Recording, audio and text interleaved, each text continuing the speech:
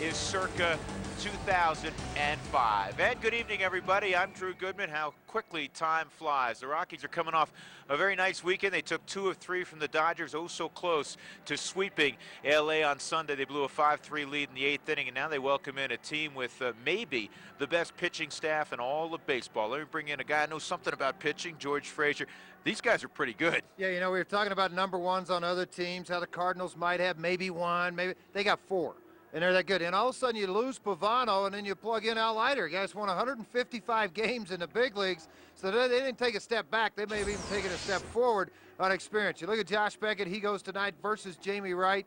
And again, this guy's 2-0 against the Rockies, 2-0 at Coors Field. Al Leiter, 0-2 on the year, goes against Kennedy. And then A.J. Burnett comes in trailing with a 2.4 earned run average. And all the complete games already this year. They have 5 complete games as a staff. The one guy the Rockies will not see, Dontrelle Willis. They'll probably catch him next week when they're down in North Miami. So it'll be an interesting 3 days for the Colorado Rockies. Carlos Delgado, a guy that can swing the bat. He's done it for years in Toronto. He's in the middle of that lineup with Miguel Cabrera. So it's a formidable lineup to go with the great pitching staff. Well, there's no question. You get Delgado. The battle was on to get Delgado with the Mets and the Florida Marlins. He chose to come here. Cabrera with 3 home runs and a .310 average already. Young player you don't hear a lot about. You should hear more about. He can really play the game. And don't forget, Encarnacion's got 19 RBIs on this club. And Lowell's yet to get caught fire. When he does, look out. Yeah, it's a very good lineup, and the guys at the top that can really set the table in Juan Pierre, of course, and also Luis Castillo. The Rockies and Marlins. And by Chrysler, inspiration comes standard. Well, the skipper is not feeling too well. So Jamie Quirk, the bench coach, will be the skipper tonight. Clint Hurdle has battled the flu bug for the last 3 weeks, and he was sent home by the doctor today. So he's watching on the tube with all of you this evening. Garrett Atkins has been called up from AAA. His rehab assignment is done. Jeff Baker has been sent back down. He'll be with Colorado Springs, so Garrett Atkins gets his first start of the year. Trader Jack McKeon, 74 years young. His club off to an 11-8 start. He'll have Juan Pierre up top, Luis Castillo, Delgado, Cabrera, who's all of 22, Juan Encarnacion, LaDuca's off to a terrific start. Mike Lowell, Alex Gonzalez, some pop in the 8-hole, and then Josh Beckett. And the first pitch of the ballgame from Jamie Wright is strike 1 on Juan Pierre. Well, take the bunt away from him, too. You've got to jam him up at third base. That's exactly what Atkins has done. Yeah, Atkins about 70 feet away, and the bunt comes anyhow. And they're not going to get him. You know what? Jamie deferred to J.D. Klosser at the last instant, and it appeared to me, again, this is from up here, George, that Jamie, had he picked up the baseball quickly, may have had the best chance to get Pierre. No question. He has to get the baseball. It's going to be an easier play for him than it is with Klosser, because Klosser's slow getting out of the backside of the box. He comes out, step to the third base slide. Jamie's there to get the baseball. And Klosser, all he does is barehand and go. So Juan Pierre on an 0-1 pitch with his 4th bunt single of the year. That ties Clint Barmas for the major league lead. Wright has a very good move. Talking to Pierre before the ball game, and he was caught a number of times trying to steal last year, far more than he ever had been caught in his career. He did have 45 steals last year. They may get him again. He's out at first. Wright caught him leading. Well, you don't get comfortable. That's exactly. You know what he did? Took 2 steps out, looked down, and when he looked down, Jamie fired it. All right, watch what Pierre does. You know, watch his head. So he looks down, kind of make sure he's got everything, and then whoop, tap that foot, and snap throw by Wright. So bunt single by Pierre is erased. Jamie Wright, as fast, George, would you agree with this, on the right side with his feet as there is in baseball? For his size of a man, absolutely. And the other thing that speeds the delivery up in the throw is he doesn't have a long takeaway away from the glove. So that helps it also. Atkins was playing in, fortunately, because Castillo could fly also. And it was just top to Garrett Atkins, and 2 are quickly out. Let's check the numbers on Jamie Wright. Well, 101 record, 571 earned run average. Has not been good at Coors, been outstanding when he's gotten out of this ballpark. 12 walks, that's too many. He realizes that. The opponent's 266 average against him. The super sinker, he'll need that. Control the running game. He's already done that. Pierre, 2 stolen bases this year, but we've talked about his history. And I think it's important to control both sides of the plate for Jamie Wright. Strange to see Carlos Delgado out of a Blue Jay uniform, and he strokes it with authority. Aaron Miles is playing a short right field. It turns into a 1-2-3 inning for Jamie Wright. Nice start. Rockies looking ready with the bats when we return to Coors Field. So again, with Clint Hurdle battling the flu, Jamie Quirk will be the manager tonight, though the manager of record remains Clint Hurdle. Here's the lineup this evening, brought to you by Mako for the Rockies. Aaron Miles, Clint Barmes, they've done a marvelous job at the top so far this year. Todd Helton starting to get warm. Preston Wilson is homered in each of his last 2. Matt Holliday, Brad Hawpe, speaking of warm. Garrett Atkins, J.D. Klosser, and Jamie Wright against the flamethrower Josh Beckett. Yeah, overall numbers 3-1 on the year, 1 point earned run average, 27 innings, 30 strikeouts. The opposition just a $163 against him. Grades out at about a 6. You ask scouts 0 to 8. He's about a 60 with all 3 pitches. That's how dominant that he can be. Explosive fastball, and he will control the running game. And surprisingly, has a little bit better move to first base than what people think.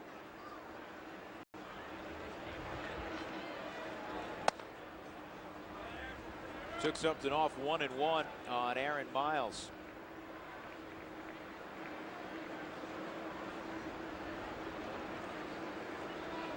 Aaron at .328, 4th in baseball among second basemen.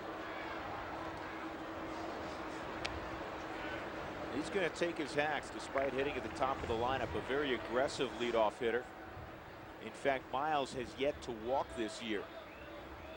Jose Reyes with the Mets, another leadoff guy that is yet to walk.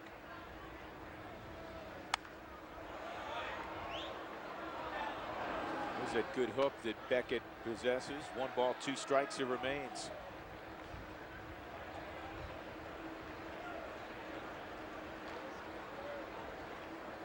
Pleasant night, though very windy, particularly during batting practice today. And right now, the wind is blowing left to right. Well, that only improves the tunnel in right center. Yeah, I mean, if you get something up in the air to right center, you know how well it carries generally. It'll really fly this evening.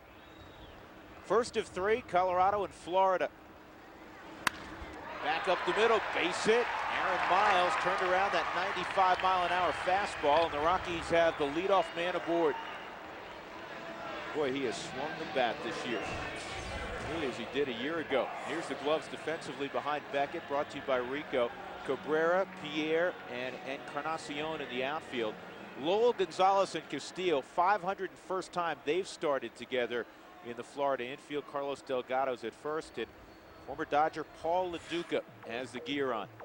Yeah, how about some of these numbers on Beckett? You look at his first inning numbers. The opposition's hit .313 against him. As it goes on throughout the ball game, beyond the 4th inning, they've hit .102. That's not very good. And one staggering number, anytime he has 2 strikes on a hitter. Think about this, 2 for 56. Well, you know what? It's going to go up. It's 3 for 57. Barmes breaks his bat, but he's credited with moving Miles to second base. Scoring position now for Todd Helton.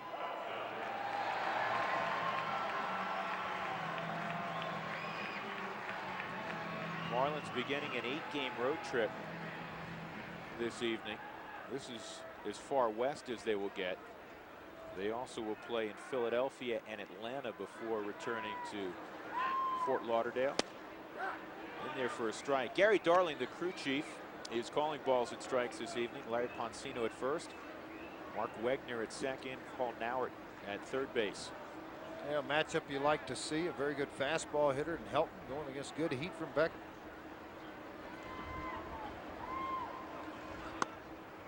Talking to Todd about the trio that the Rockies will face. Al Leiter sandwiched between Beckett tonight, Burnett on Thursday for Jack McKeon. And he said they're all nasty. He said Dontrelle Willis is filthy. As high a compliment as you get from a hitter in baseball when talking about a pitcher. Encarnacion tucks it away, 2 outs.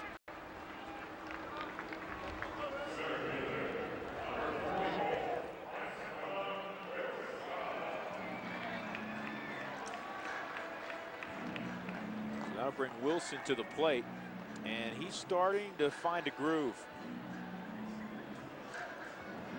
That long ball he hit off a penny, opposite field, off 92-mile-an-hour fastball.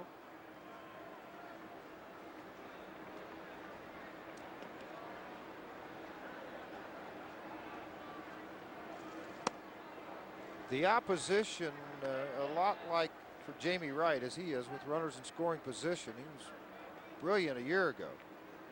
Well, Beckett this year, they're 2 for 23, 0.87 average with runners in scoring position. Beckett's one of those guys that can overpower you. Pick your spots and try to take advantage of those. I think he's another guy like a Randy Johnson, Kurt Schilling, Jason Schmidt, that you've got to play small baseball at times with him. Bunt a guy over, steal a base, make him get off of the mound fielded, apply pressure to their defense to make the plays behind him. Try to run some counts up and get him out of there. 0-2 on Wilson, and the fastball lined into the seats in right field. One of the other things, you may have noticed it already, we talk so much about radar guns and miles per hour with pitchers. The first pitch, for instance, that he threw to Preston Wilson was a strike at 95 miles an hour, but the ball moved, George. It looked, again, on television, it looked like it moved 8 inches. Yeah, and it may very well do that, too. I mean, that hard tail to the fastball went down in the strike zone. He tried to paint the outside corner and missed. 1-2. Miles singled. He's at second base. No score. Bottom of 1 as Matt Holliday gets ready. Rockies had played 10 straight before their day off yesterday. And Wilson hits it with authority. Encarnacion will not get there. Wilson heading to second. Miles coming to the plate. 1-0 Colorado. 2 hits in the inning, both on 2-strike pitches. How about that, going against the grain? 2 for 56, now 4 for 58 with 2 strikes. And Wilson, what I like more than anything, this is a guy to typically center field pull. And all of a sudden, a home run into the seats in right field. This ball again against somebody that's throwing hard. Away from him, didn't try to pull the pitch, just move the ball to the right side and let them supply the power. And with his bat speed up over the head of Encarnacion and against the wall. Now Matt Holliday with Wilson at second, and he drives it to the gap in left center field.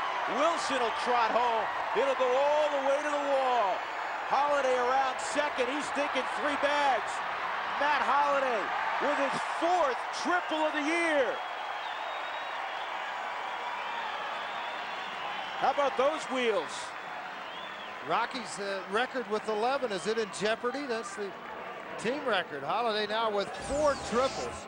And again, when a ball's hit into this gap, the Rockies realize that if Pierre gets the baseball, his arm is not as strong as what you see in left field with Cabrera. So now you're going to see Pierre get there. This ball smoked. You see Wilson come right around to the plate to score. He knows he can trot to the house, and as Pierre picks that ball up into the outfield, he got to the baseball about the time Holliday got to second base, and he just outran the throw. The ball one-hopped into the infield to Castillo. Holliday was leading baseball with the 3 triples. He adds to that tonight. Brad Hawpe with an 0-1 count.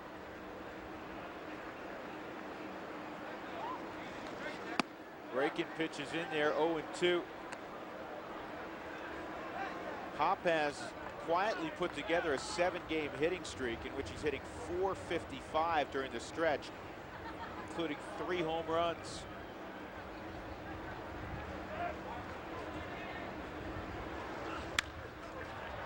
Toward Castillo. And that will finish the Rockies, but Colorado comes up with a couple of 2-out runs. Preston Wilson on a 1-2 pitch, a double, and then Matt Holliday a triple to the gap. 2-0 Colorado. Hey, how about this? The Rockies on top 2-0. Scouts do a lot of work. Well, you look for tendencies of base runners. Watch the right foot of Pierre. Watch it tap. When it goes up into the air, see him tap that dirt off? When he does that, that's when Jamie spins. See his weight tilted? No chance for him to go at all. That may be something you deal with early in a game because, as you know, the groundskeepers wet down the infield at the very start, and all of a sudden you may collect a little mud in the cleats, and all of a sudden you kick them off. Yeah, I was starting to make a point about Juan Pierre when he got picked off, that he was caught a number of times stealing last year, and he said one of the things that he worked on during the offseason and briefly in spring training, because he was hurt for about 3 weeks, was stretching out his leads. He felt like maybe he wasn't getting a big enough lead last year, and that was one of the reasons he was thrown out the number of times he was. Well, he's trying to stretch that lead out, and Jamie Wright nailed him. Well, I think, too, I'm sure I'm going to watch next time he gets a lead, and as scouts do, and they'll just say, tap of the foot. When you see him lift it, get his certain lead, then he's going to pick that front foot up. Well, now he doesn't have anything to push back with to get back to the bat.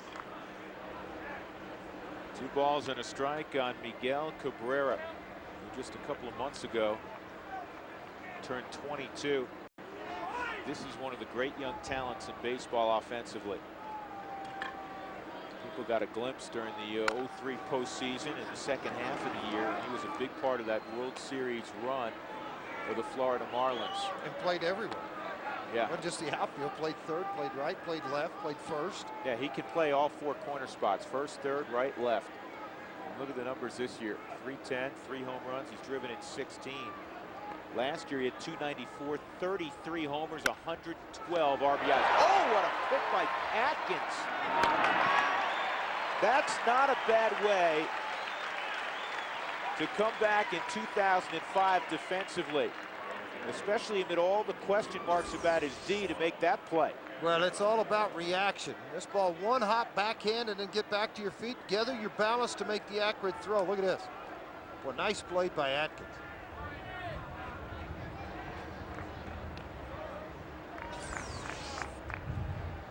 Jamie Wright up on the mound, I should say.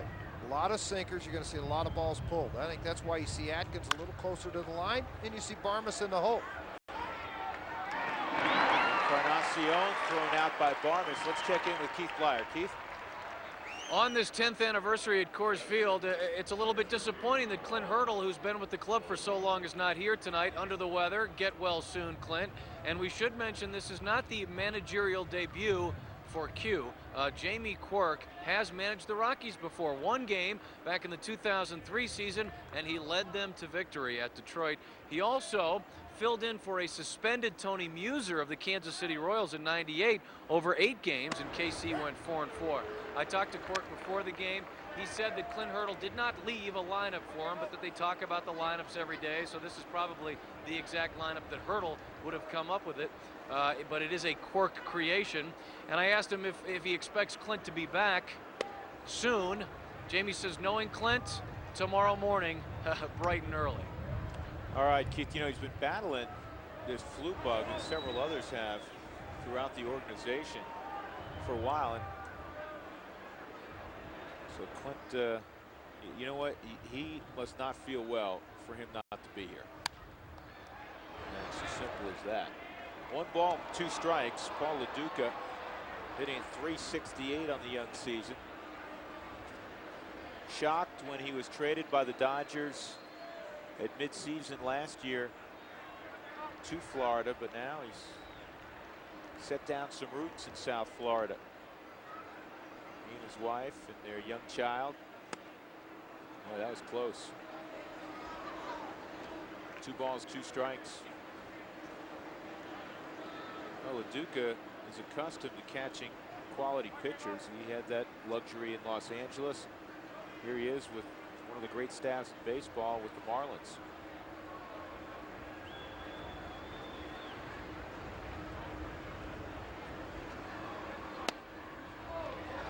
The hook misses, 3-2.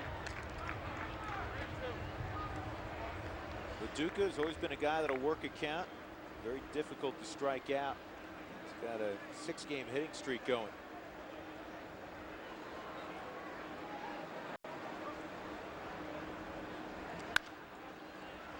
Barmas again. The sinker's working. The Rockies middle of 2, up 2-love on Florida. Dwayne Espy talking to Clint Barmas in the Rockies dugout. Colorado leading 2-0. Our first email on Interactive Tuesday from Maddie in Fort Collins. What about her seeing the stitches of the ball to know what pitch has just been thrown? Garrett Atkins stepping in against Josh Beckett.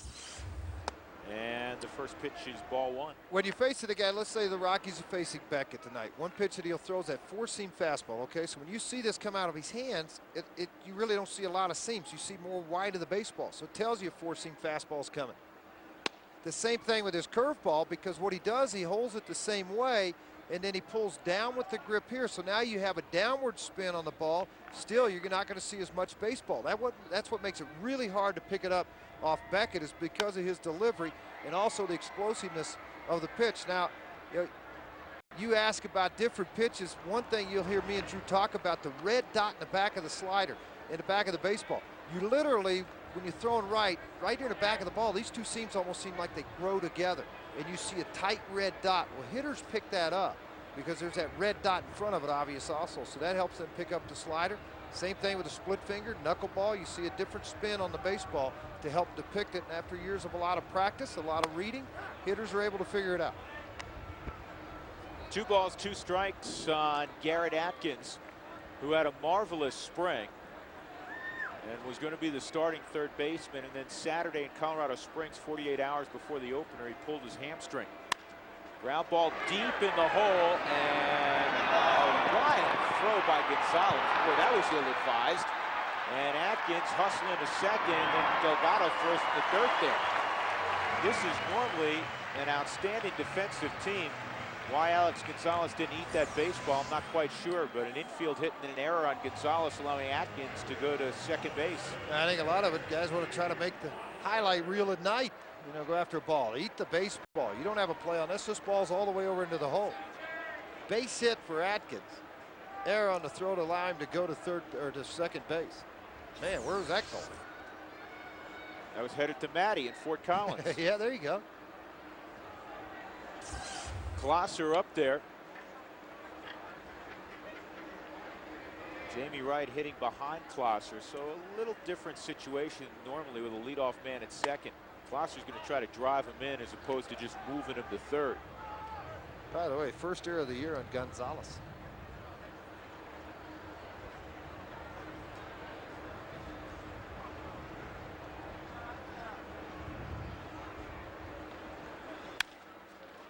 JD pulls it right side. Delgado will flip over to Beckett. Atkins moves up.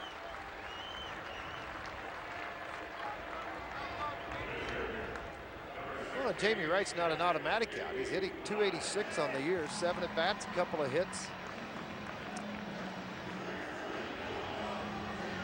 Let's see which way Jack McKeon decides to play this in a 2-0 ball game already. If he feels he has a read on Jamie Wright with his stuff in the first 6 outs, and pull the infield in with Wright here.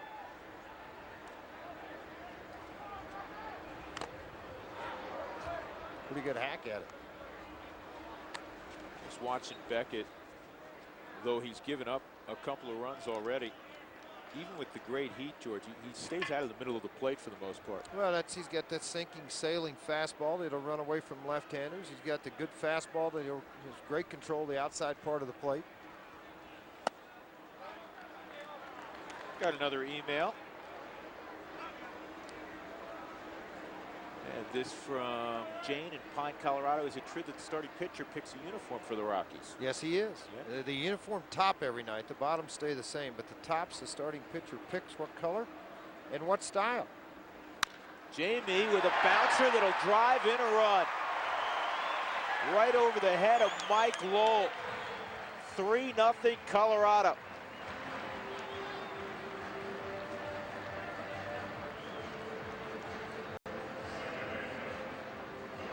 Atkins enjoying the high fives in the Rockies dugout after having a month off. Here's that hard sinker in. Watch Jamie's front foot open up. Just turn on it.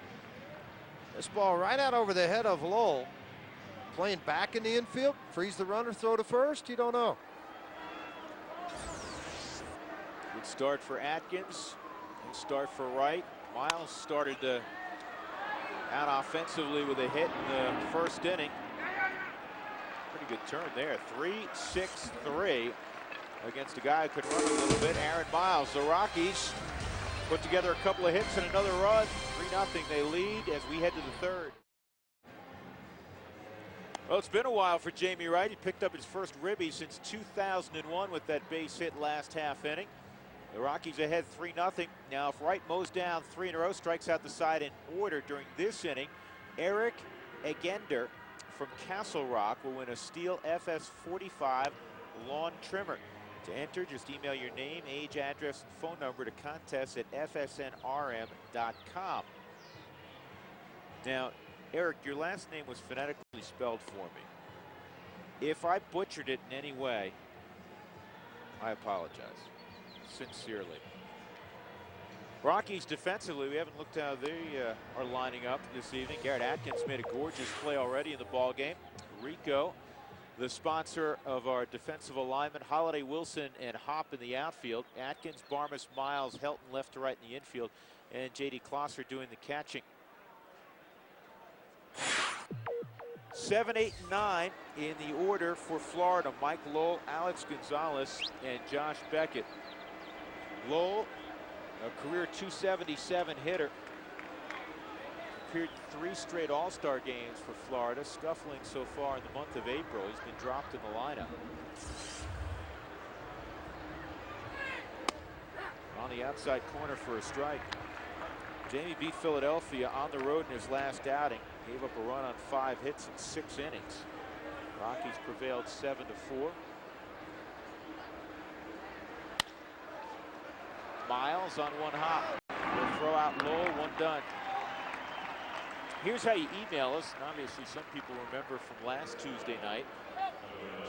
Well, we'll do this every Tuesday, and we'll try to get to as many emails as we can. We'll fire them up as soon as you fire them in. Email the booth at foxsports.com.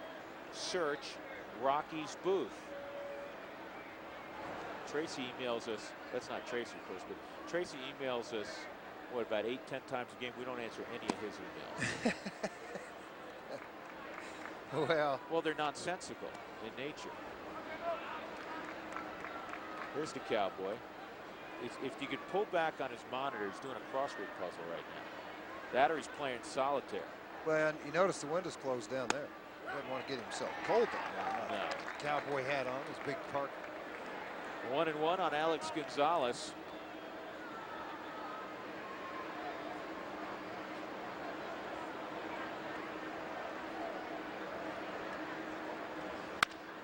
On the ground at Miles.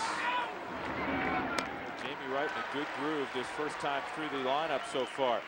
That is 7 consecutive ground balls. So Jamie Quirk likes it a lot. Will today's game count against Clint Hurdle's record as manager? That's from, I believe, Marie or Mary in Denver. And yes, it will. It will count against Clint Hurdle's managerial record, even though he's not feeling well and is not at the ballpark any longer. Beckett, not much of a hitter, just 130 in his career.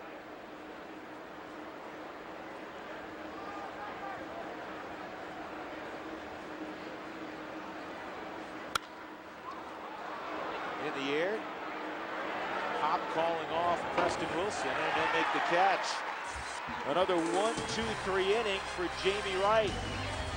Colorado leading the Marlins 3-0. Marlins, Rockies. Coverage begins tomorrow at 6. Saturday night at 11:30 in the evening. Don't miss the division-leading Colorado Crush as they hit the road to take on the Grand Rapids Rampage and move 1 step closer to the playoffs. That's Saturday night, 11:30 p.m. FSN Rocky Mountain, your home for the Colorado Crush.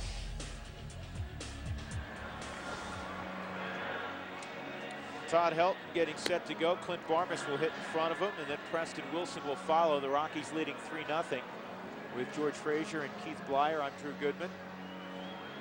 Rockies have won 4 of their last 6. They've won 3 of 4 here at Coors Field.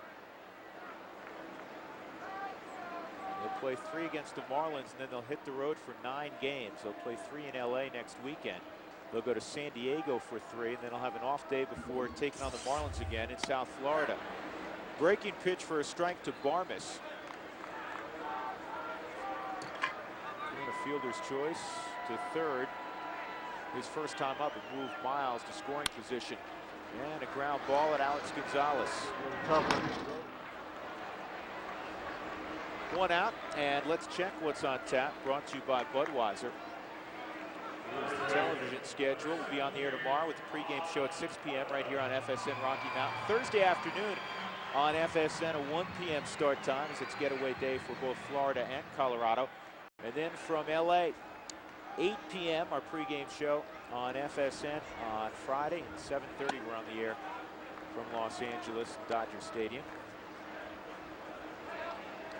Todd popped out to right field in his initial look at Josh Beckett.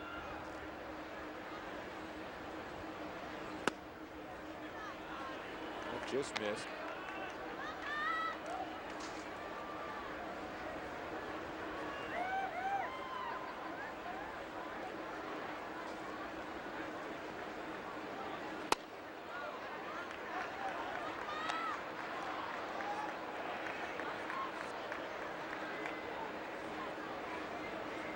Gary Darling working the plate today, a very liberal strike zone, a consistent strike zone.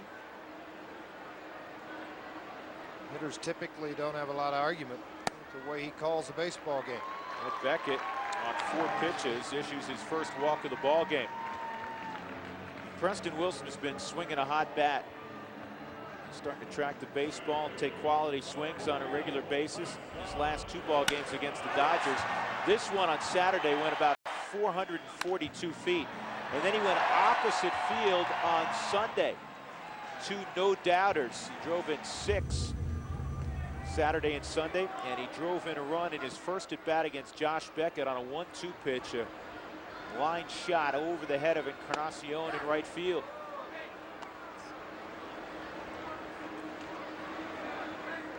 One out and one on.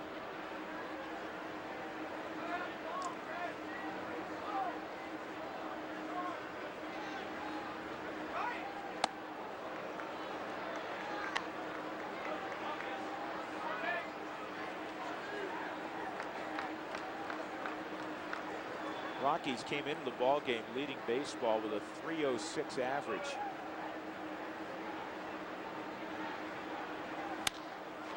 This ball in the air, well struck down the right field line, and it is sliding foul. And it should be noted that, well, the Rockies have hit better at home, and they probably always will. They've hit a respectable .269 on the road thus far. This from Delta, Colorado. Fred's there. Why can't the batter look back to see where the catcher's setting up? Is there a rule against that? No. There's no rule, but you might get one in the ribs if you do that. Well, it's just an ethical thing that you don't look back. You don't steal signs from second base. You don't steal a location. You don't steal things where catchers are setting up. That gives an advantage to the hitter. So obviously pitchers really don't take a liking to that. So there's a good chance you're going to get busted, and busted good. And some guys, George, will try to, during a day game, maybe pick off the shadow. Well, they will. Wrigley Field particularly. The way that ballpark sits.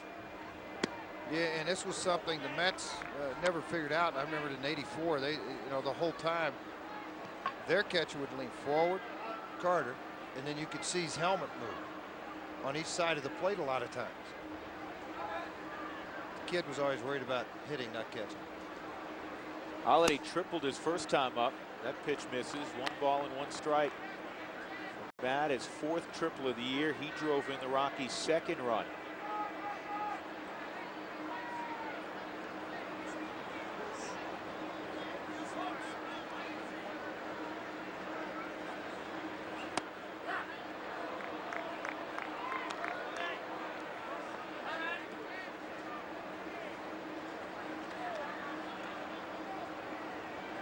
Beckett's 24 out of Spring, Texas. Be 25 May the 15th. Pretty scary how talented this Florida Marlins pitching staff is, and really how young it is, with the exception of Al Leiter. Well, they brought in Mark Wiley as a pitching coach this year for this ball club, a guy that gets along a little better with the younger kids. Anytime you have that happen, you give them that freedom to do some things maybe they're not used to. Just play right back to the mound. Holiday gone on a comebacker. Helton walked. He's left on base. Colorado leading 3-0 as we move to inning number 4. Time to take a look at our game reset. Brought to you by Taco Bell. The first inning, Preston Wilson with 2 outs. Line drive double to bring Aaron Miles around. Next pitch, Matt Holliday smoked it to the gap in left center. Wilson walked home. Holliday dives in with a 3-bagger. In the second inning, Garrett Atkins. First swing of the 2005 season at the major league level. An infield hit. Bad throw from Gonzalez. And Jamie Wright would bring him home with a bouncing single over Mike Lowell's head. So you're up to date, 3-0. Stepping in, Juan Pierre, who had a bunt single. The only blemish against Jamie Wright the first time through the order, and then Jamie threw over twice. The second time he picked off Juan Pierre.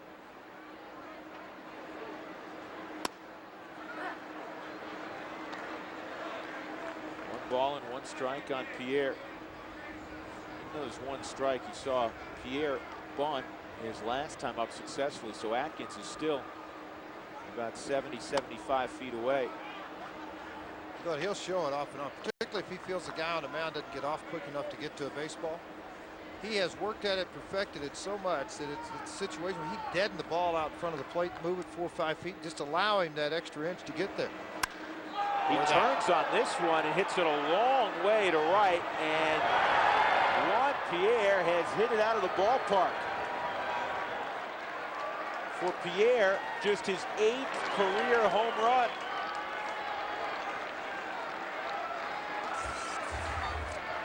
And that makes it 3-1.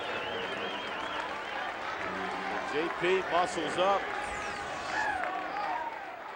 Well, you look at the pitch, middle half in, trying to sink the ball down and away from him. He has the power. It's just that's not his game. His game is slapping an extra in.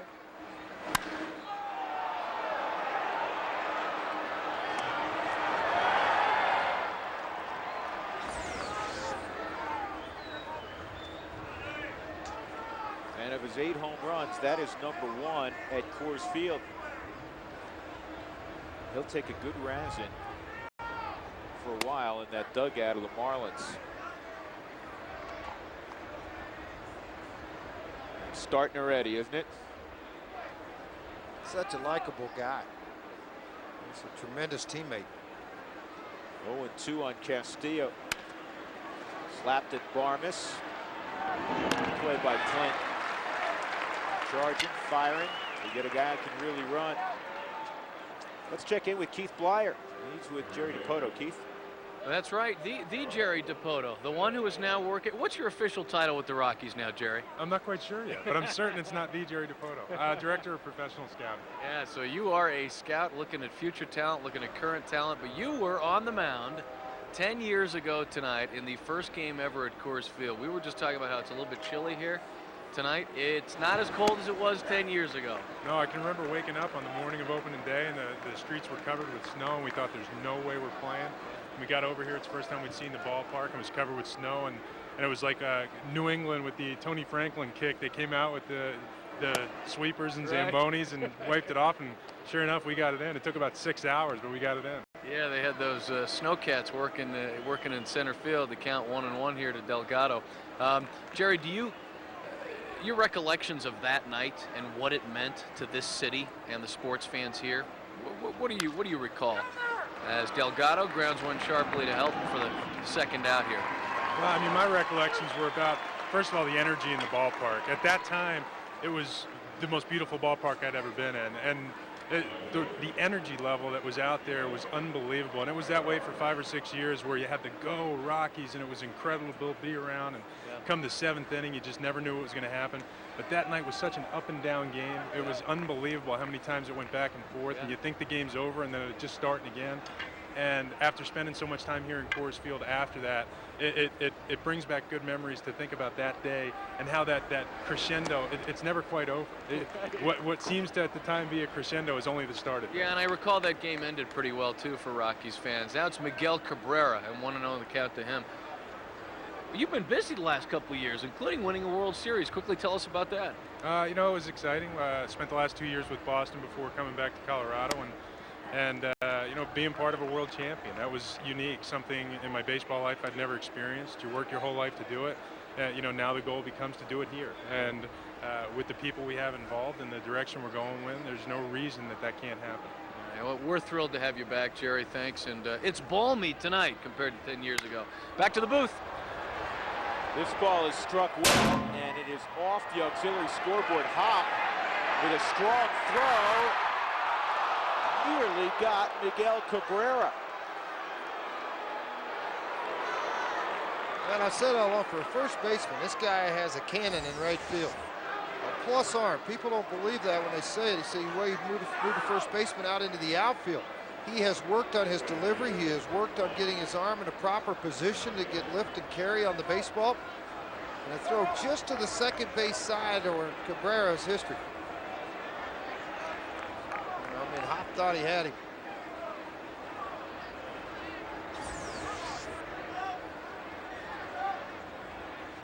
Swung on and missed by Encarnacion. Well, the professorial, Jerry DiPoto, he will help the Rockies immensely. He's one of the bright young minds in baseball. Even when he played, this was a guy that followed the game, understood the history of the game.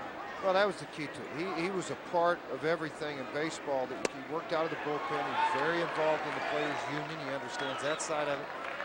And in the last couple of years, to go to management side to understand that. And to understand the history of the game helps you to, I think, progress in the game at whatever avenue you want to take, whether it's coaching, managing, front office, television, whatever. There's a lot of avenues to extend your career. And Jerry, I think, has the aspirations, obviously, to be a general manager someday in the major leagues with some ball club.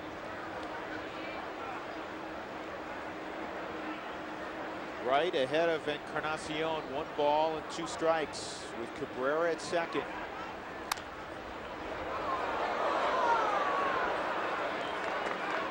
By the way, that home run by Juan Pierre, only the first by Juan since August 21st of last year against Adam Eaton of the Padres, but it's the first time the Marlins have homered in 5 games. Just their 13th of the year. There's only 2 clubs in all of baseball that have fewer home runs, the Pirates and the Astros. Now, on paper, it's a club that should hit its fair share of home runs. I mean, you have Delgado in the middle of the lineup, Cabrera, Encarnacion. Mike Lowell's going to hit the ball out some. And you have a shortstop who doesn't hit for high average in Alex Gonzalez, but he's a guy that will hit 15 to 25 home runs. He hit 23 a year ago.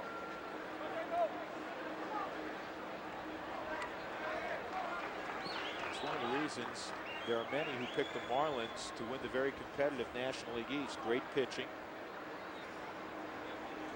And on paper, enough offense. Popped up right side. Helton may have a look at this. And he may not.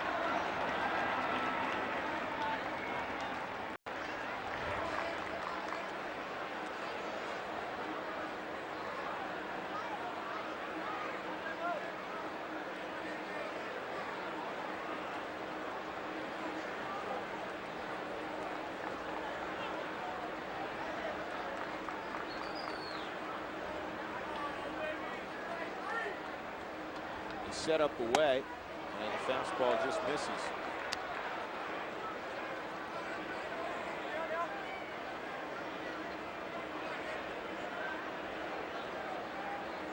He tried to work that away. Now with a runner on second base, try to confuse the hitter, confuse the signs, take something off of a pitch on a 2-2 count. He gets him with a slider. He goes slider, and Helton knocks it down. And around third, being given a green light to the plate and scoring standing up is Cabrera. So Todd knocked it down, but it ventured too far away. And it's an RBI base hit for Encarnacion, his 20th ribby, and now it's just a 1-run ball game. Late break on that slider down and away from Jamie Wright. This is a strong guy with a long swing, so he generates a lot of bat speed. Tough hop for Helton, too. That ball shot off of the home plate area. A pretty good look at it now from the high third shot. When this ball hits, it's going to ricochet, kick back into this area, so it makes it a lot more difficult to get the ball back into the plate area. But yet Helton made a pretty good play on it. LaDuca grounded as short his first time up. Quick strike. Remember the last start in Philadelphia, Jamie Wright was special. And I remember when we had the opportunity to have Bob Apodaca mic'd during that ball game, and he continued to talk to Jamie about stay on your sinker, don't get off it, and start to go to the breaking ball more. And he may have a little bit this inning.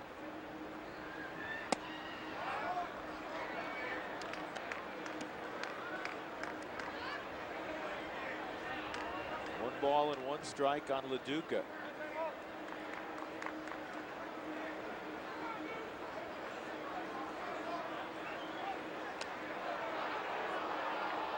Fairly close with Encarnacion.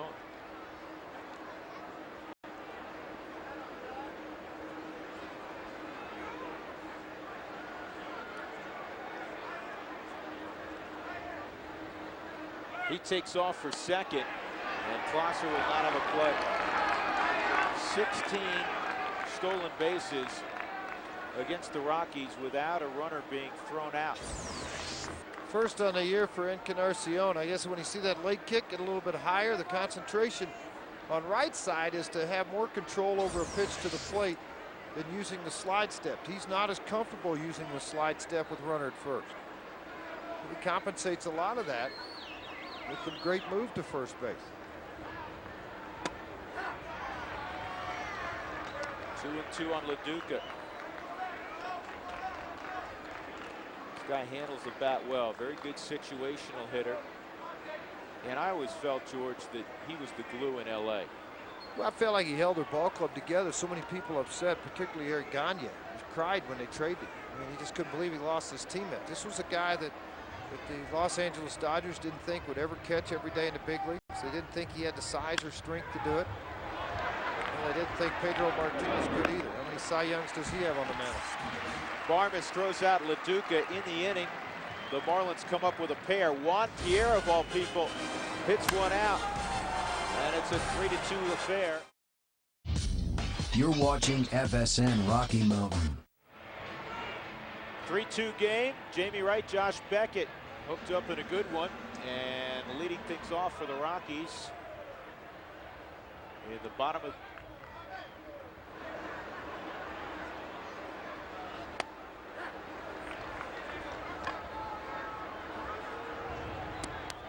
Hop grounded his second, his first time up.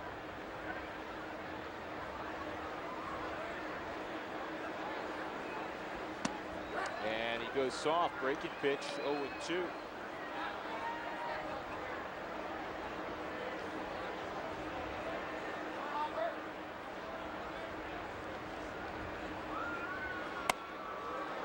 And on 3 pitches, Brad Hop will have to take a right turn. We were talking to Jack McKeon before the ball game. He's got all of this ball talking about the number of complete games his staff has thrown here in April. Well, I don't think we've done anything different than we would have in the past. The biggest thing we got going for us is when our pitchers were able to complete the games is the fact that they were very economical with their pitches. They didn't go out there and try to strike everybody out.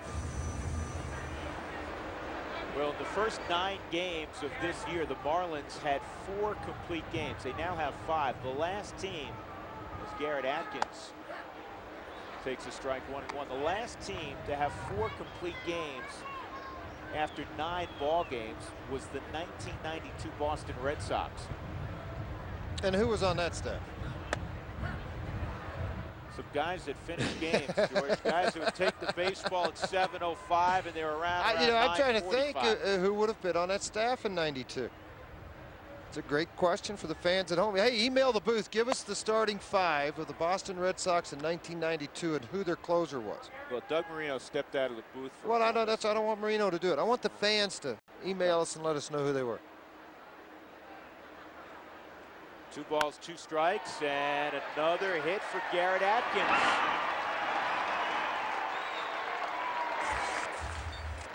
Two for 2 for Garrett in his return to the big leagues. Here's our Affleck trivia question.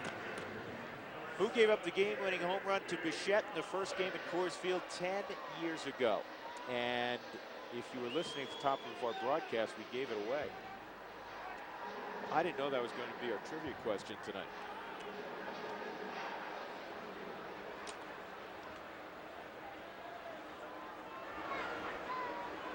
Hey, J.D. Klosser, and J.D. takes strike 1. You know, it's amazing. These teams have hooked up 112 times, and the all-time record is 56 and 56.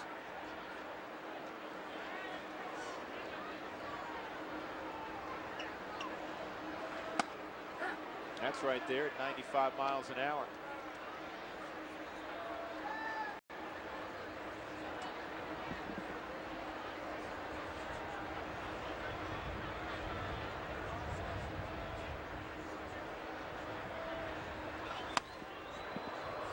And he took something off. J.D. Klosser's gone. That's the second out. And that'll bring Jamie Wright up. Beckett 2-0 in his career against the Rockies. Both wins came right here at Coors Field. His ERA in those 2 ball games, 4.15. The league so far this year against Beckett has hit just a .163, which is the 3rd best in baseball in terms of a starting pitcher stifling the opposition.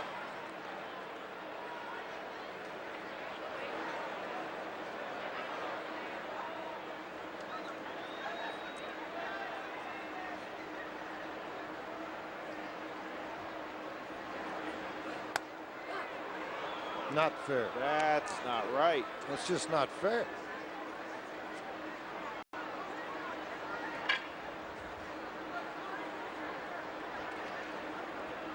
Probably he'll come right back with it again, or a heater down and away from him. There's a hook again. Hung that one. So we're talking about the 56-56 record. All the numbers between these two teams are almost identical. Batting averages are very close. Starter strikeouts the same. Relief walks within one. And the pitch to Jamie Wright is in there. Strike 3. 4 innings completed, 20th in Blake on the 10-year anniversary of the opening of this beautiful facility, and the Rockies lead Florida by a run.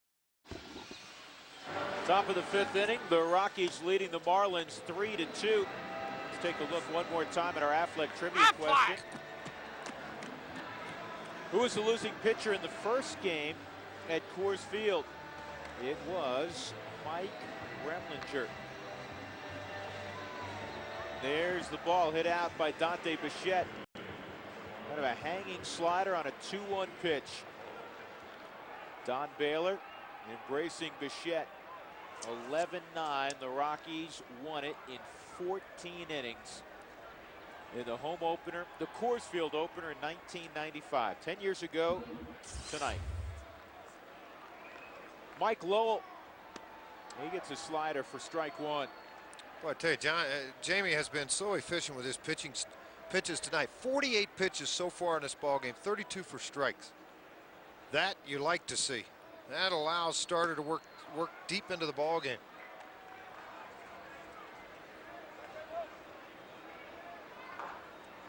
The struggles by Lowell really perplexing when you think about his career mark in April. He was a 320 hitter in April in his career. He's down at 181 right now. He will turn that around. He's too good a hitter not to.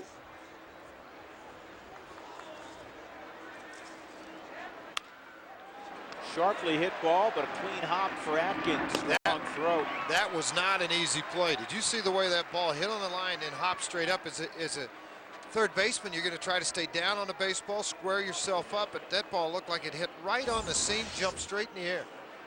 Watch it one more time off his great shot. See, that ball jumped. See how he's down on one knee? He's going to stay down and keep the baseball. Just had to react to it as the ball takes that hop, late hop. Pretty nice play. The guy that has worked exceptionally hard to get better defensively. Well, he had to. He wasn't going to play in the big leagues. It was that simple. I mean, when you get told the truth, sometimes the truth hurts. Son, you can hit, but there's not a DH in the National League. Go to work on your defense, and he did just that. Well, Gonzalez gets tied up in knots. I think the gun went haywire there. They had that pitch at 97 miles an hour. Unless it grabbed onto a Ferrari that we didn't see, I don't think that was 97. That just missed on the outside corner.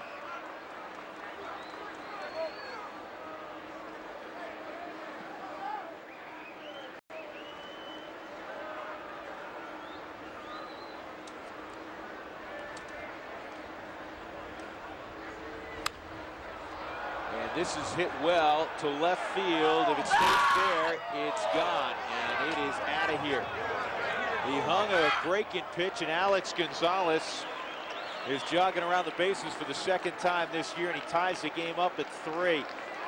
We talked about it earlier. He's a dangerous 8-hole hitter. He's not going to hit for a lot of average, but he will leave the yard occasionally. Well, you know what? Whenever you see a hitter look as foolish as he did on that pitch inside, that hard sinker, did not catch up to the pitch, then you slow the baseball down to his bat speed, and you throw that slow curveball. It gives him an opportunity to hit a mistake. That's exactly what he did with it. That type of hitter. You make a mistake, and he'll make you pay for it.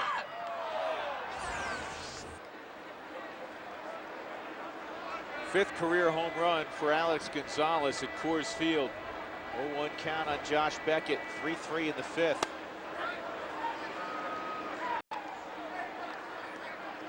One thing Wright has tonight, he's had outstanding command for the most part. He's not come close to walking a batter, and Jamie usually will either flirt with walks or walk several during his stint in the ball game. But he's been around the plate with everything he's throwing up there tonight. We'll check email the booth again. This from Jeff in Arvada. What weather conditions work the best for a curveball at Coors Field? Hot, cold, wind, rain. George? Humidity. You have humidity in the air. Heavier the air, the better the ball will break.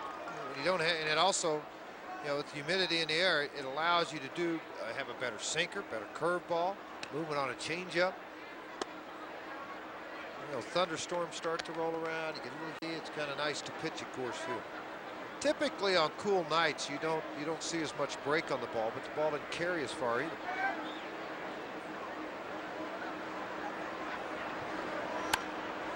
Pierre fouls it back 1-1. He's played small ball and long ball in this game.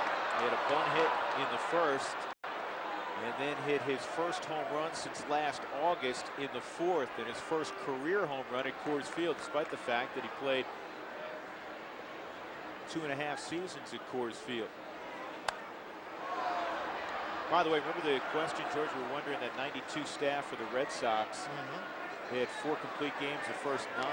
Who emailed that in? Well, we only got Doug Marino on it. He's the brains of the operation. Roger Clemens, Frank Viola, Danny Darwin, Joe Hasketh, John Dobson, also Mark Gardner made a lot of starts that year, but they finished last in the American League East in '92. In the air toward Matt Holliday. That is the 3rd out, but we have a new ball game. Alex Gonzalez hits a home run at the top of the 5th to tie things up at 3 apiece.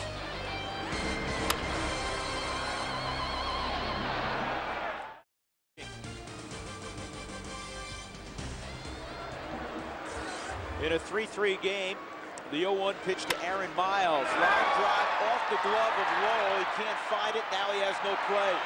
And Aaron Miles has his 2nd hit of the night. He just sprays line drives from foul line to foul line. No, there's no question. You give him the opportunity. That's exactly what he's going to do with it. And he takes this pitch right there, as you see, in on tight on the grass. And if you're going to give it to him, and they defensively, they're on the line. Look how close he is and how far he is up. And it's just line shot. I mean, you're not going to throw the ball by him. A lot of people think they can throw the fastball by him. You're not going to throw the ball by him. Go to hits by direction now, George. We check this from time to time with various hitters. Aaron Miles uses the whole park. More power when you see the ball go to right than there is to left and center. You know what? They've given Lowell, who was in What? tight, an error Wow. on that. Well, that'll change. That's got to change. I mean, it's one thing if he drops a line drive and he's back 20 feet behind the bat. I mean, that thing got on him in a heartbeat. Some of the hits I've seen given away in ballparks, that's got to be one. Oh, absolutely. You know, Barmes misses bunting there. He just fouls it off. That may be the first time I've seen him bunt unsuccessfully this year. Well, and right, and it was a changeup that he's trying to bunt, though, at 87 miles an hour, which is your average fastball, just a little bit of movement.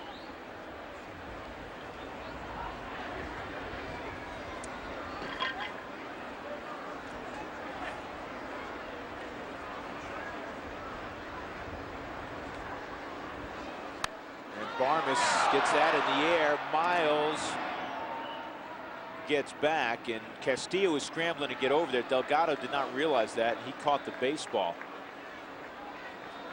So Barmes fails to move Miles, one out. Well, you try to play small baseball, which you have to do, but you got to get on top of that ball. Barmes knows it. See his reaction. And it looked like Miles may have stepped a little bit on Castillo's foot a little bit.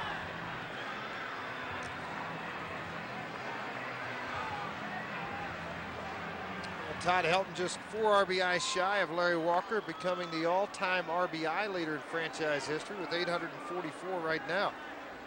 Walker at 848. Let's see if Miles attempts to run against Beckett. High leg kick with pretty good velocity going to the plate. Duca above average on his release to second base.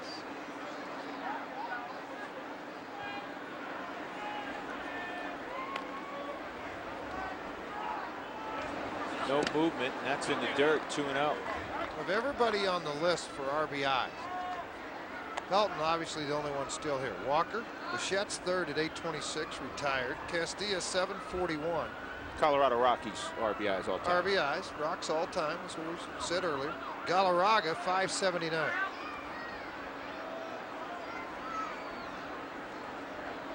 Todd will own every offensive record by the end of this season. 2-0. Beckett, even with that great fastball, George, does not give in to Helton. Not going to. Threw him a curveball.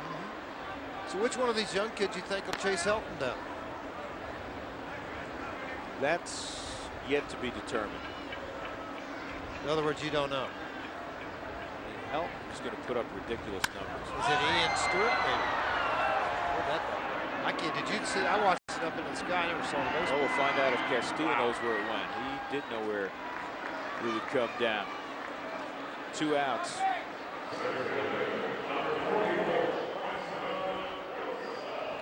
Now this from Marty in Boulder. Is a new brick facade behind home plate. Real brick, you bet it is. It's a paste on kind. Come on, Marty. Yes, Marty, it is very real, and it affects where the ball Marty, takes off from. Marty, we're only kidding. It's wallpaper. You're going to get in trouble. Am I? Yeah. You're going to make Marty mad. Marty, we only kid the people we like and That's and the right. people we don't know. That's exactly.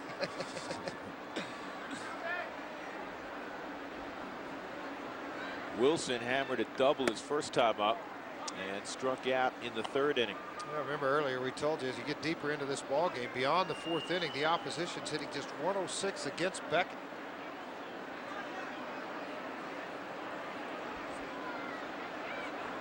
Rockies got 3 runs in the first 2 innings.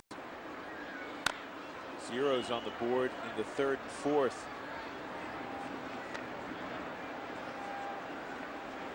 Rockies have out-hit Florida 6-5. There we were just talking about, off a few numbers. 102 from the 4th on, Drew. That's just total domination.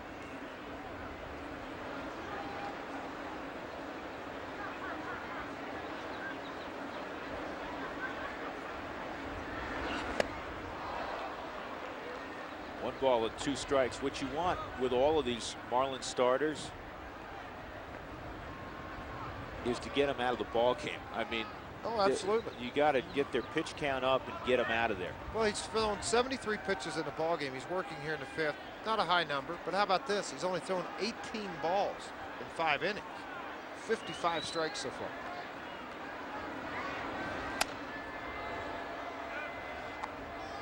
most power pitchers typically do not gain control the way he has until you get later into your career. And I say later, 3 or 4 years in the big leagues. Most guys that throw this hard just rear back and fire and you know, just blow the ball by people, ride it up in the strike zone. They're not pinpointed. That's what this kid is. Beckett's got great control. 2-2. And a broken bat blooper toward right. It's going to drop. Miles will turn the corner and head to third. First and third for Matt Holliday. The Rockies scored both their runs in the first inning after 2 were out.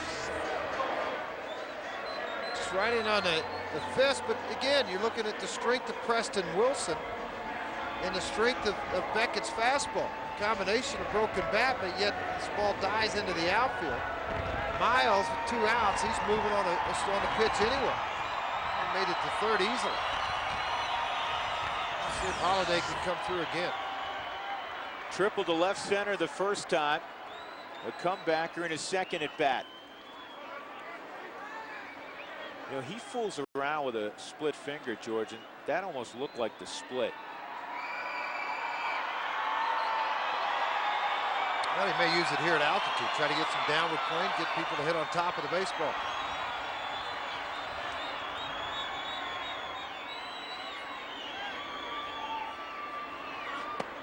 That's low, 2-0 for a fastball count for Holliday.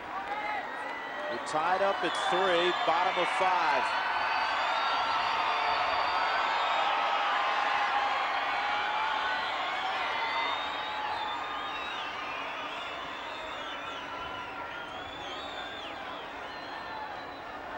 They have changed their defensive alignment, George. Miguel Cabrera is about 4 miles off the left field line. He's in the left center field gap now. Well, and now you've got to pitch accordingly to that.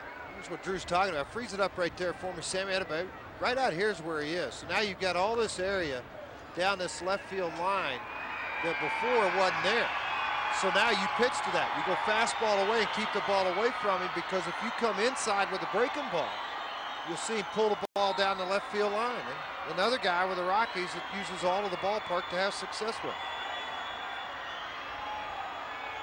Miles at third, Wilson at first with 2 gone. Here's the 2-0 upcoming to Holliday.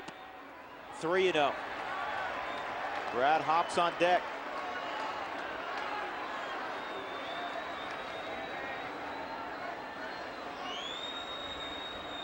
Pick your poison, huh? Hop on deck while he's swinging the bat.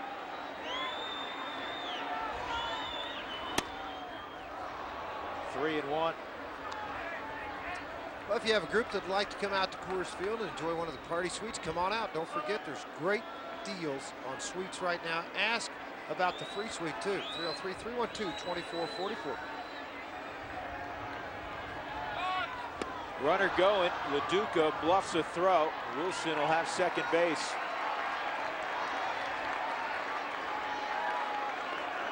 So now 2 are out there for Holliday. Second steal of the season for Preston.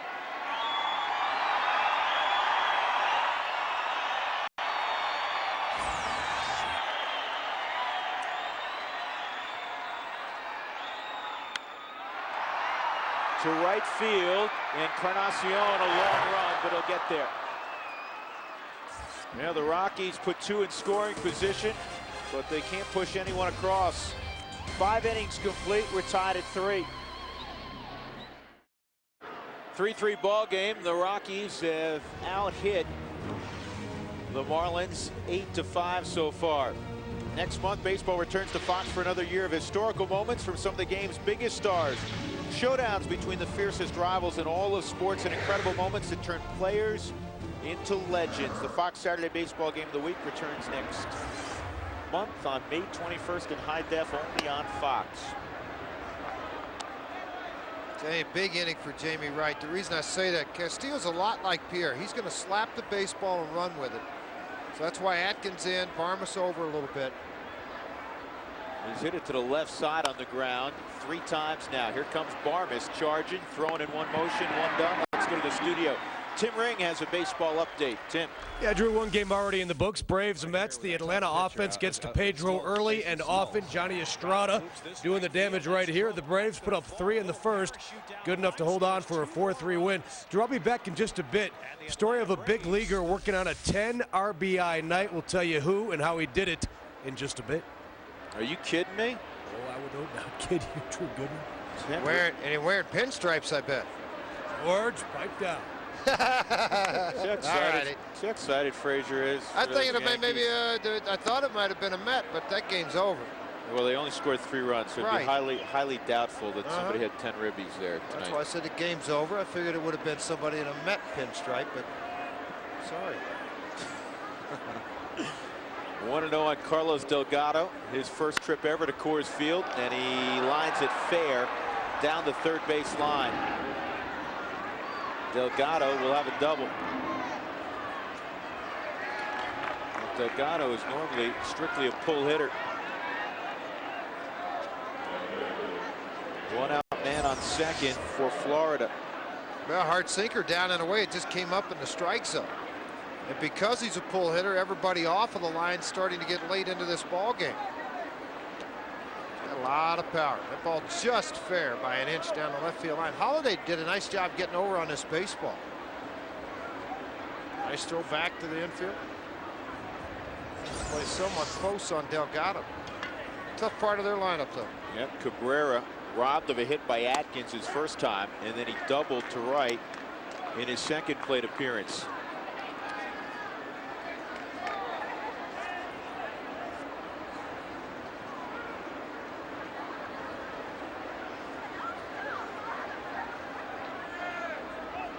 Jamie Wright with 28 pickoffs in the Rockies uniform. That ties. And this ball's tatered left center field, a deep long run for Wilson. He can't get there. Delgado will come around and make it 4-3. Back-to-back doubles. And Florida has the first lead of the night. Their first lead, I should say. For Cabrera, his 17th RBI.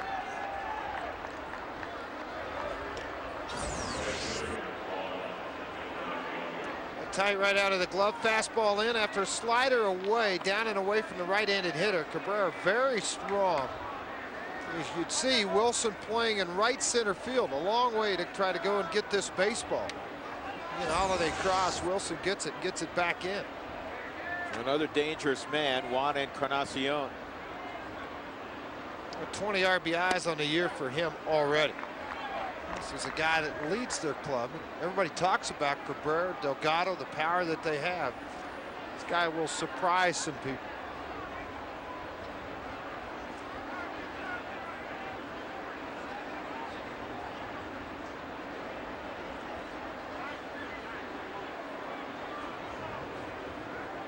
Encarnacion hit just .236 last year. Last July 30th, he went back to Florida from Los Angeles.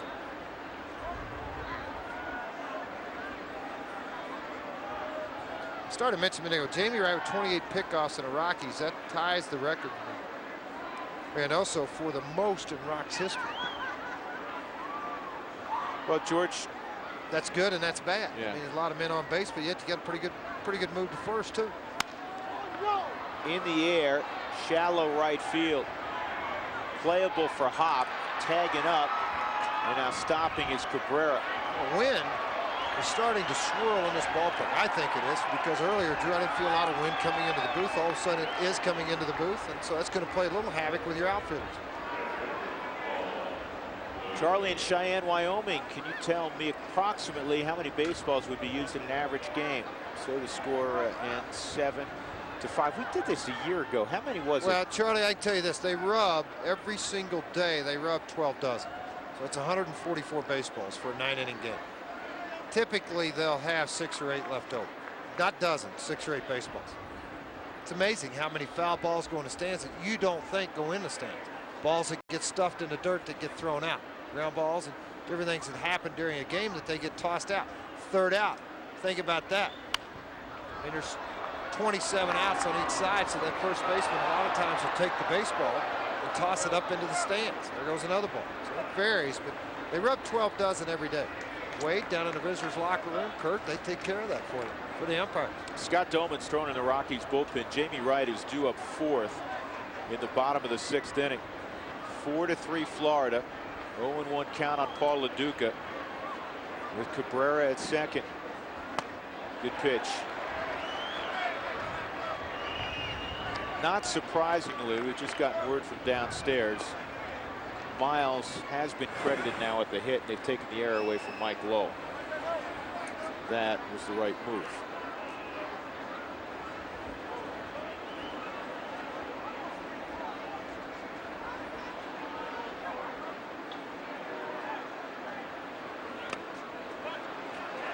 And now Cabrera's hung up. Good throw to second, and he's gone. Prosser did the right thing initially. He started to run at Cabrera, who tried to move on the ball in the dirt. And then when he made his decision to go back, Prosser threw a strike. 4-3 Marlins. 4-3 Florida. The Rockies will try to snap a who's that? Super Joe's in the house. We haven't seen Super Joe in a while. Way too long. A big baseball fan. Comes around the park, watches. I'd like to see him play some hockey. You got a little spare time right now? He's got a little too much spare time. 1-0 on Brad Hopp. Well, that was nasty. See that? That's a straight change, or it had split movement. I think it dove to the lower part of the strike zone.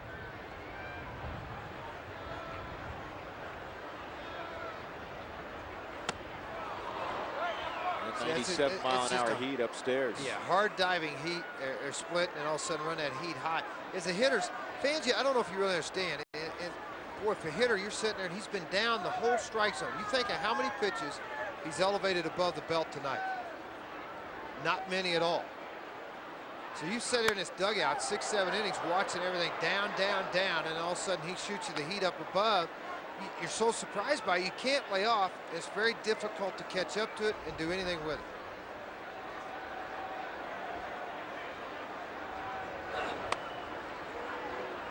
The trend the Rockies, George, are trying to snap tonight is when the Marlins score 4 more runs this year, they're 11-0. When they score 3 or fewer, they are 0-8. They're up 4-3 right now. That pitch misses, and a rare full count tonight from Josh Beckett.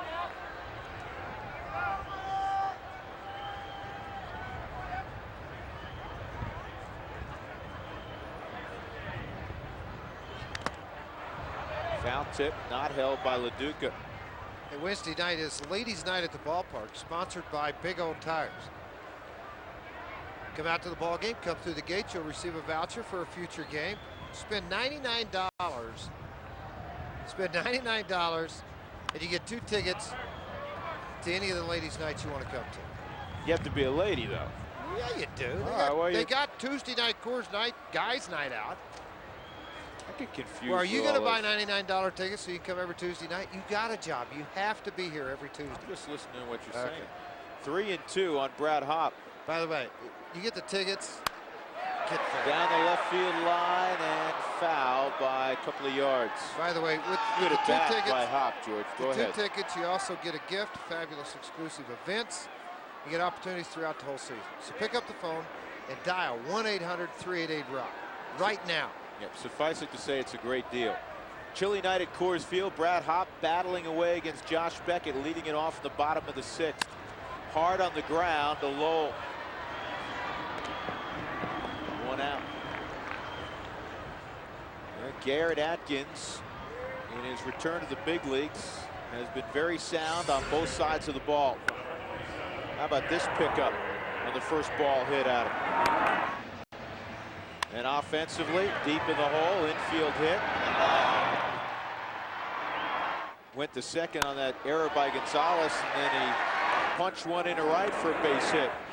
And he hits this with authority, right center field, and fairly deep but playable. Missed that one by a grain to right center field. With 2 outs, J.D. Klosser will come up. Let's learn a little bit more about the Rockies catcher. Our Charles Schwab player profile. My most embarrassing moment, probably the first time I tried to be a father to my daughter. Being athletic and feel like you know what you're doing, and then to be humbled with something that you have no idea what the right thing to do is. I think that'd probably have to be it. JD with a couple of girls at home, little ones.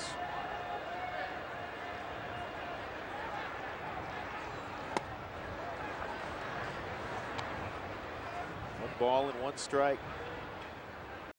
Ground ball to first and a punch out against Josh Beckett. Rocky scored 3 in the first couple of frames against Beckett. Nothing since. Corey Sullivan is out on deck to hit for Jamie Wright. The pitch count's relatively low. Last I checked for Jamie Wright, though Doman has been throwing. If Klosser does not reach, I'm guessing that Jamie Quirk may send him out there again.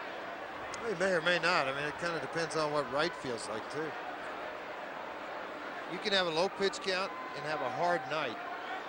Cool night, you may stiffen in between innings. And there's a lot of things that go on with it.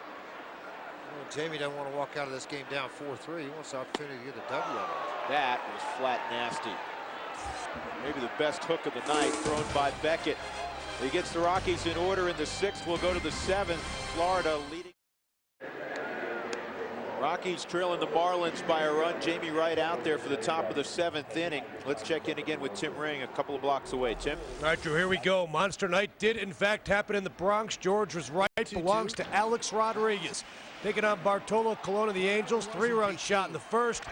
2-run shot in the 3rd. A salami in the 4th. Later, a single and another RBI. All adds up to a 10 RBI night for A-Rod and a 12-4 Yankees win. Well, maybe George will stop yelling at him now. What is he called Winfield Mr. May. So what's he been calling A-Rod? I have no idea, but that is one large night. 10 ribbies. Paul LaDuca, Mike Lowell, Alex Gonzalez to face right here in a 1-run ball game. How about this? Colon started that ball game for the Los Angeles Havana. He was not long for the evening. No, he was still pretty good early in the ball game. I watched a little bit of that prior to the pregame show.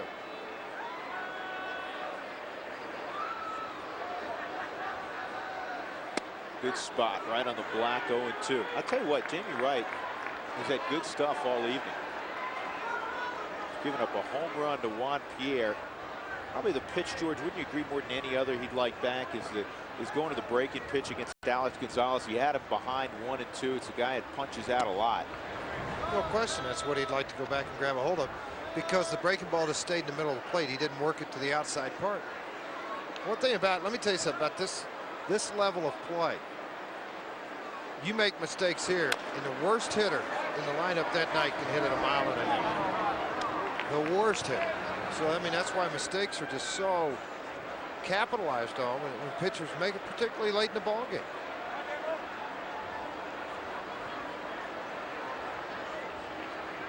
Big stat I liked right there about Jamie Wright. There wasn't any walks so far. And not even close. No. Strike 3 on the inner half. LaDuca doesn't like it, but it was right there. First strikeout of the evening for Jamie Wright. Hard sinker on the inside part. Tune in tomorrow night at 6 p.m. for more Rockies baseball. The Marlins return to Coors Field for Game 2 of the 3-game series. Tomorrow night, the pregame show gets it rolling at 6 p.m. in the Mountain Time Zone right here on FSN Rocky Mountain. Well, you said not even close for Jamie Wright on a walk. He's only had 2 3-ball counts all night long. This is Jamie's 4th start of the year. He had 1 poor start. His other 2 have been outstanding. And tonight, though I know he trails 4-3, he has pitched very solid baseball. Mike Lowell slaps it foul. 1 ball and 1 strike. Well, that's incredible. You look at Jamie's pitch count, 79 pitches, and you love to see the strikes ball ratio, 2-to-1, 54-25. That's outstanding. George, this just continues a trend for the Rockies starters. Over the last 9 ball games, their starters are 5-1 with a .336 ERA. And I'm telling you, you're going to win a lot of games. Well, and think about this. There's only been 2 road games in that run there. Well, more importantly, I think now, and this is something Bob Apodaca, Clint Hurdle, they're working on it every day, to get the bullpen squared away. They feel like Fuentes is throwing the ball very well all of a sudden. Dolman's turned the corner the last couple outings he's had. You know, you get Kim squared away, then you're okay. I mean, Kim 0-3 has walked a lot of people, has fought and battled the strike zone. Fuentes has done a nice job. The addition of Acevedo. Sal closing out ball game.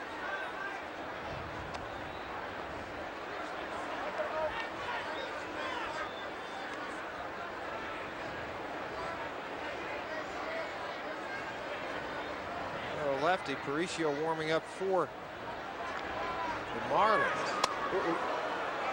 Tailing fastball right there.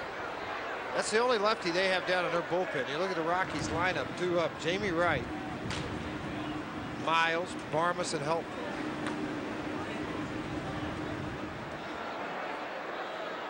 The right-hander has joined him.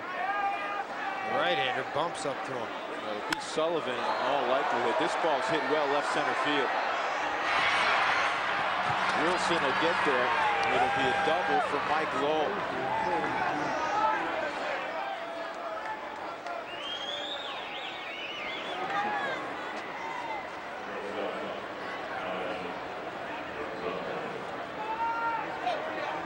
This from Jeff and Golden to the first and third base coach's signs change for every ball game, George. Well, let me tell you how it works. Jack McKeon will give his sign to Cox at third base, which Perry Hill at first will watch and relay to the runner. So everything goes through your third base coach. If they feel a manager or the opposing team has figured out the signs, yes, they will change them. Otherwise, you're not going to see a change for the whole year. I mean, Don Zimmer in Chicago, he was something else. Touch his belt for bunt, B for bunt. Hit and run. If I have both hands on both knees, it's a hit and run. He said, why do I have to do all that stuff? No indicator, nothing to wipe off. No indicator. You see me touch my belt, I want you to bunt the ball. Take a sign, he'd hold up one finger and look at you. So everybody at the ballparks knows you take it. Why do we have to hide it? Jack McKeon's a little old school also. I wonder, though, George, you think that's true? I mean, with the unbalanced schedule, inside your division, you play teams 18 or 19 times. I mean, the Rockies will see the Padres and the Giants and the Diamondbacks and the Dodgers so frequently. You would think, because there's some guys that are very adept at stealing signs, you would think that at some point during the year that they'd have to shuffle them around. Well, if a manager thinks his signs have been stolen or the signs of a third baseman are being read by the opposition, then yes, they'll make changes. But remember, when you make a change, it affects 14 guys. Well, really 25 because your pitcher's hit. And the last thing you want to do is have to call timeout, call a guy down, and tell him what you're doing in the process of a game. So if they haven't figured out your signs, leave them the way they are. We'll see Jack McKeon giving a lot of signs. This is basically swing the bat, son. You got a runner on second. Beckett's on deck. Check swing, foul ball, 3-2. If you haven't signed up yet to join the Rockies Rookies Kids Fan Club, receive a fun pack with merchandise, clinics, carnivals, and a chance to run the bases and a whole lot more. 303-312-2266 for more information.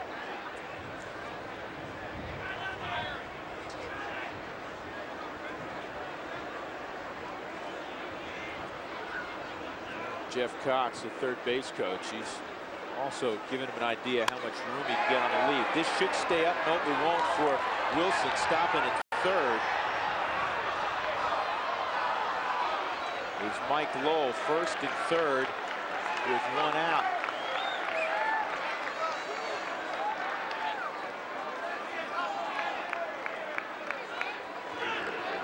Thought for a moment off the bat that it may hang in the air long enough for Wilson to get there. It did not.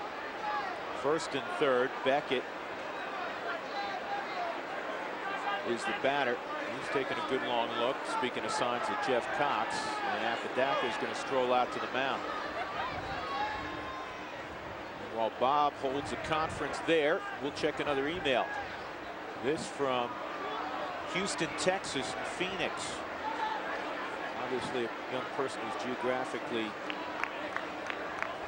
challenge tonight. I'm just curious of what you guys do during the commercials. What if one of you have to go to Lean the back, John, Goodman. and you only have 90 seconds? Here, y'all want to know what Drew innings? Goodman does during commercials? There it is, right there. I'm not eating George, potatoes. what kind of soup are you having tonight? I don't even know what that is. Rice and chicken or whatever. That's good soup. This is what Goodman does.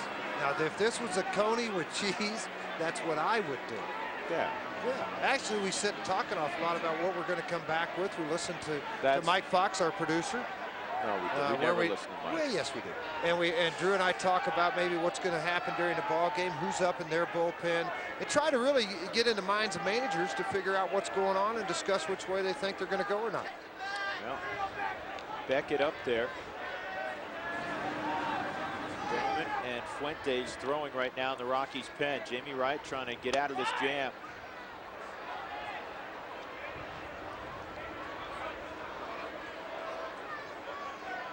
Yeah, Fuentes has joined, but he's not ready.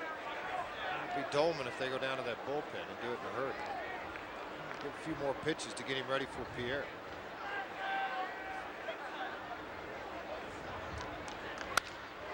And Beckett hits it well to the gap in left center field. One run is scored. Gonzalez around third. He'll come around as well.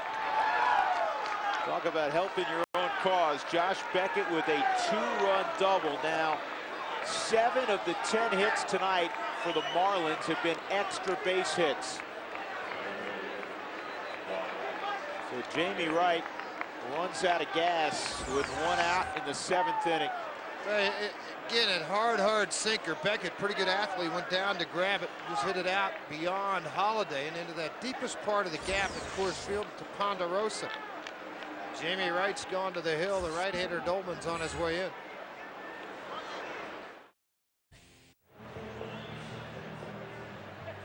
The Rockies led 3-0 at one point in this ballgame. They now trail 6-3, and this isn't fair. These guys don't need this kind of run support. Rockies have seen Noah Lowry. He is an outstanding young pitcher. John Lieber, Josh Beckett, Mark Pryor, the veteran Victor Zambrano. Quality pitchers. Juan Pierre to face Scott Dolman. 1 out. Beckett's at second base. Like to see the aggressiveness from Dolman.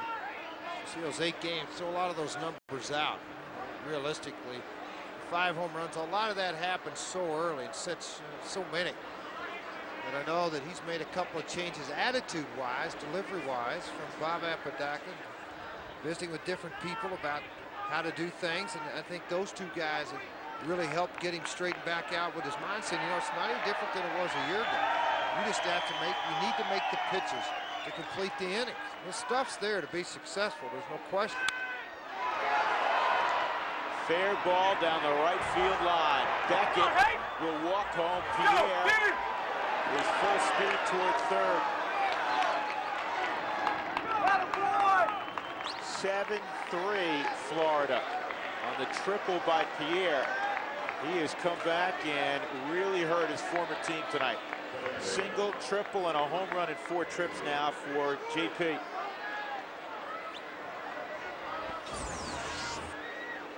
Just extremely quick on that inside half with it, and just jerked it right down the line beyond help. Once it gets into that corner, you're trying to pitch him away.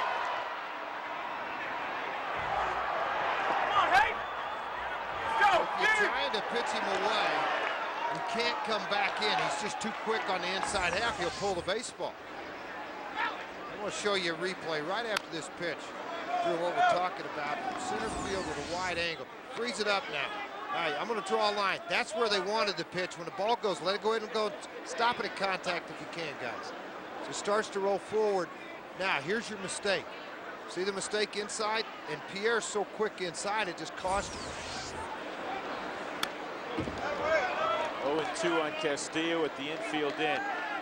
Doug Marino just handed me a piece of paper. I can't believe this. I saw this earlier, but you didn't believe it then? I didn't believe it then. I still don't believe it. The Rockies at Coors Field this year have been outscored 20-0. In the 7th inning? 7th inning. You said they've been outscored 20-0. Kind of stopped you. I thought. In the 7th inning. Did I not add the 7th inning? Well, that's, you know. 7th inning. Okay. an oversight. 7th inning, 20-0. The Rockies have been outscored. Castillo's just trying to punch the baseball past the drawn-in infield.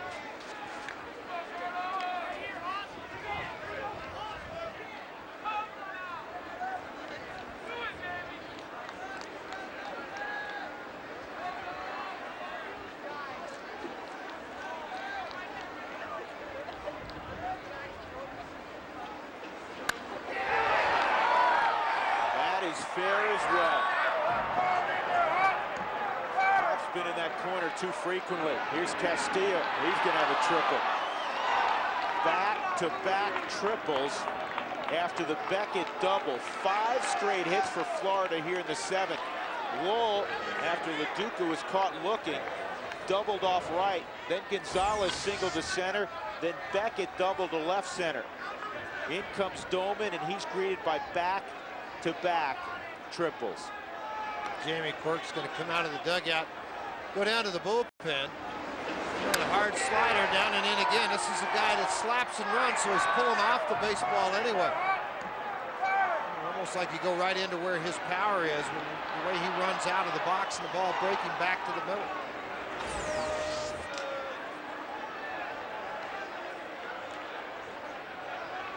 Brian Fuentes will be next. We'll step aside. It is 8-3 Florida.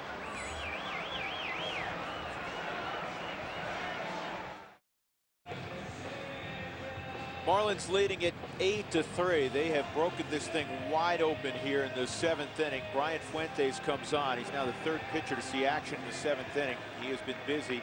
This will be his 13th appearance already. The opposition has hit just 194 so far against Fuentes, and his first subject will be Carlos Delgado. There's 1 out.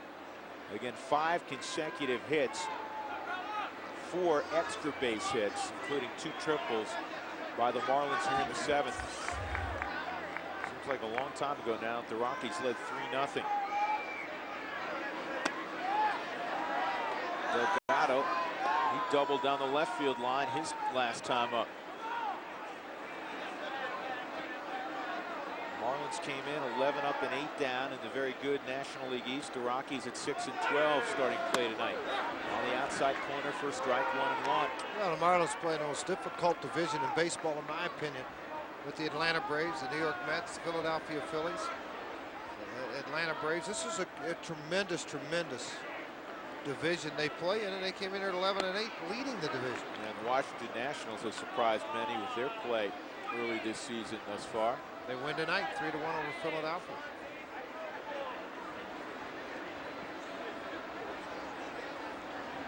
They may beat everybody, beat each other up, George, and may only get one team in the postseason out of that talent. Another hit. Served to left field by Delgado. The 9th run trots home. That is charged to Scott Doman. Doman faces 2 hitters, gives up 2 triples and a couple of runs. The book closed on Jamie Wright, and it looks far worse than I thought Jamie pitched for most of his outing. 6 1/3, gives up 7 runs on 10 hits. You're going to get a double switch, and I think right now Jamie Quirk saying, let's say Fuentes for a situation that's not become a mop-up deal. Well, a lot of managers too will make a change through what they do, and you get a guy up and heat him up, a lot of managers will bring him in the ball game. I think he wanted him ready for Pierre, wasn't ready for Pierre, so then he waited and brought him in for Delgado, and now Carvajal will come in. You mentioned the double switch. Rockies trail it 9-3. Well, going to the 4th inning, the Rockies led this thing 3-0. Jamie Wright was pitching very well. 2 in the 4th, 1 in the 5th, 1 in the 6th, 5 in the 7th, and there's still only 1 out. The Marlins up 9-3. Desi Relaford in the double switch comes in for Garrett Atkins. For Relaford to lead off next inning. The new pitcher's Marcus Carvajal making his 5th appearance. He is yet to be scored on. The opposition hitting just 105 as Carvajal has pitched better here in April, quite honestly, than he did in spring training. He obviously pitched well enough to make the Rockies club as a 20-year-old, but he was a Rule 5 selectee, and the Rockies love his arm. In a perfect world, he'd be in the minor leagues getting seasoning, but when he's been called upon this year, and Clint Hurdle has been judicious in his use of Carvajal, he has been very effective.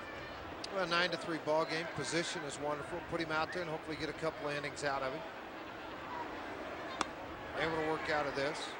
And I tell you, he's in a difficult position because of the time that lapses in between appearances. I mean, it's not easy to stay sharp, and then when you're trying to pick your spots for a kid to get in, then he needs to decide, all right, well, this starter's going tonight. I know he's going to go 4 or 5. I'm probably not getting this game. So they go down to the bullpen and they get some work in. And then try to stay sharp when the game starts. Boy, it's a tough spot that he's in, but he's handled it very, very well. And I think Clint and the staff, they're doing the right thing. When you get him out there in situations like this, there's not a lot of pressure on it. This is a 20-year-old kid. Well, with the struggles of the bullpen, it's not out of the realm of possibility that Carvajal is put in stickier situations than he has seen thus far. Cabrera is called out on strikes. A nice start for Carvajal. I think it's a tough man there, Miguel Cabrera, and that is the first out we've seen in about 15 minutes. Paul LaDuca led off the inning against Jamie Wright, was caught looking. And now 8 batters later, Cabrera is caught looking. There was 6 consecutive hits, double, single, double, triple, excuse me, single, no. Double, single, double, triple, triple, single. I'm even getting confused. 9-3 Florida.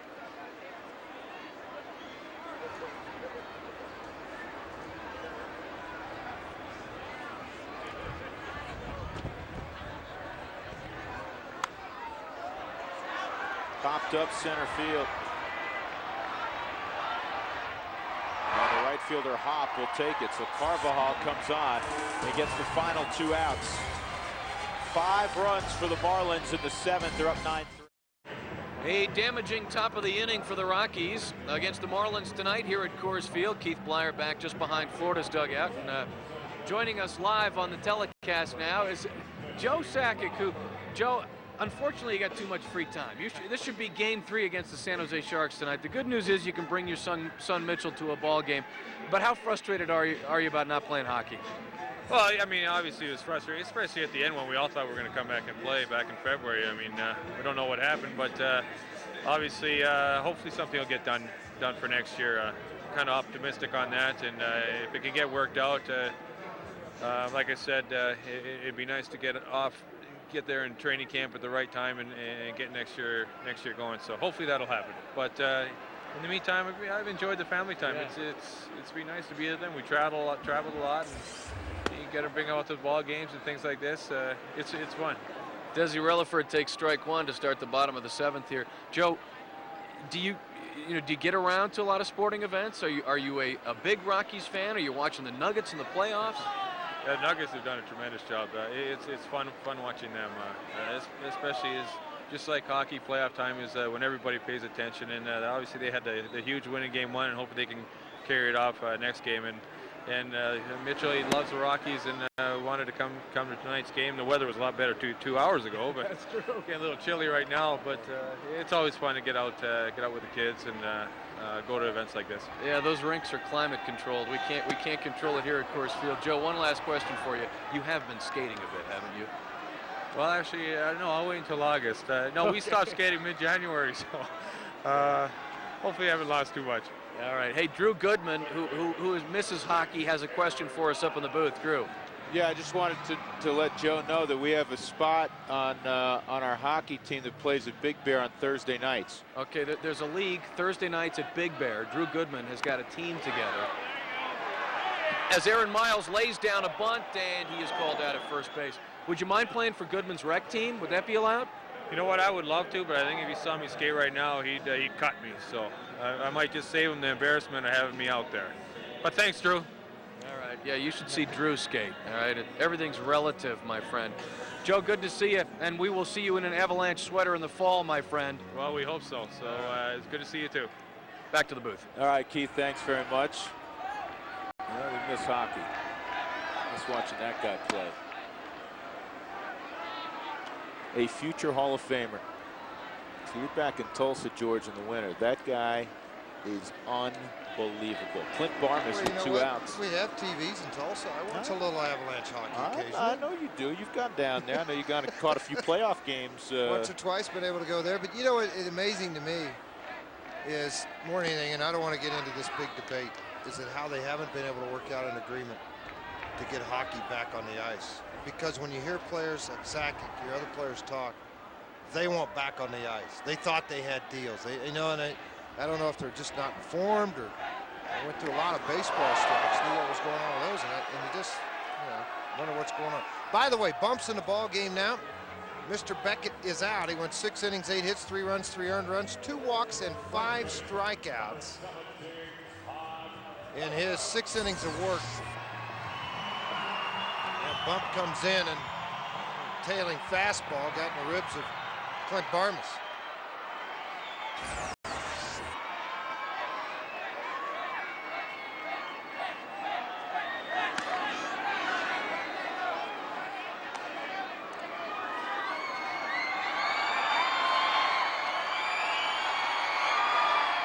Well, 0 for 2 and a walk against Josh Beckett.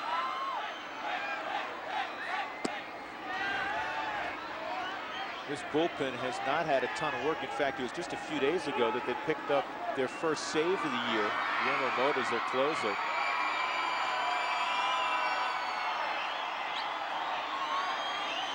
They're either getting a complete game or it was a blowout situation when Florida won. In their rotation, I mean, they have 11 wins this year. Their rotation owns 10 of them.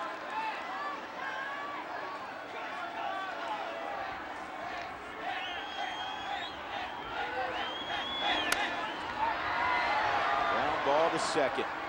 That's all for the Rockies in the 7th. They've now been outscored 22-zip at home in the 7th inning this year. We're off to inning number 8 at Coors Field. Coors Light game reset. Juan Pierre got the Marlins on the board in the 4th inning with his first home run since August of last year. In the 5th inning, Alex Gonzalez would hit a home run. And then the big rally started. Josh Beckett with a 2-run double. This in the 7th inning, and a triple from Juan Pierre scored 1. Luis Castillo right behind him, virtually the same spot. Another triple in the corner. Carlos Delgado would bring Castillo around.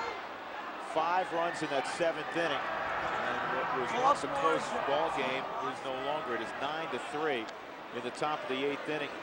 Paul LaDuca is 0 for 3 in the game. He is the only Marlin not to reach this evening.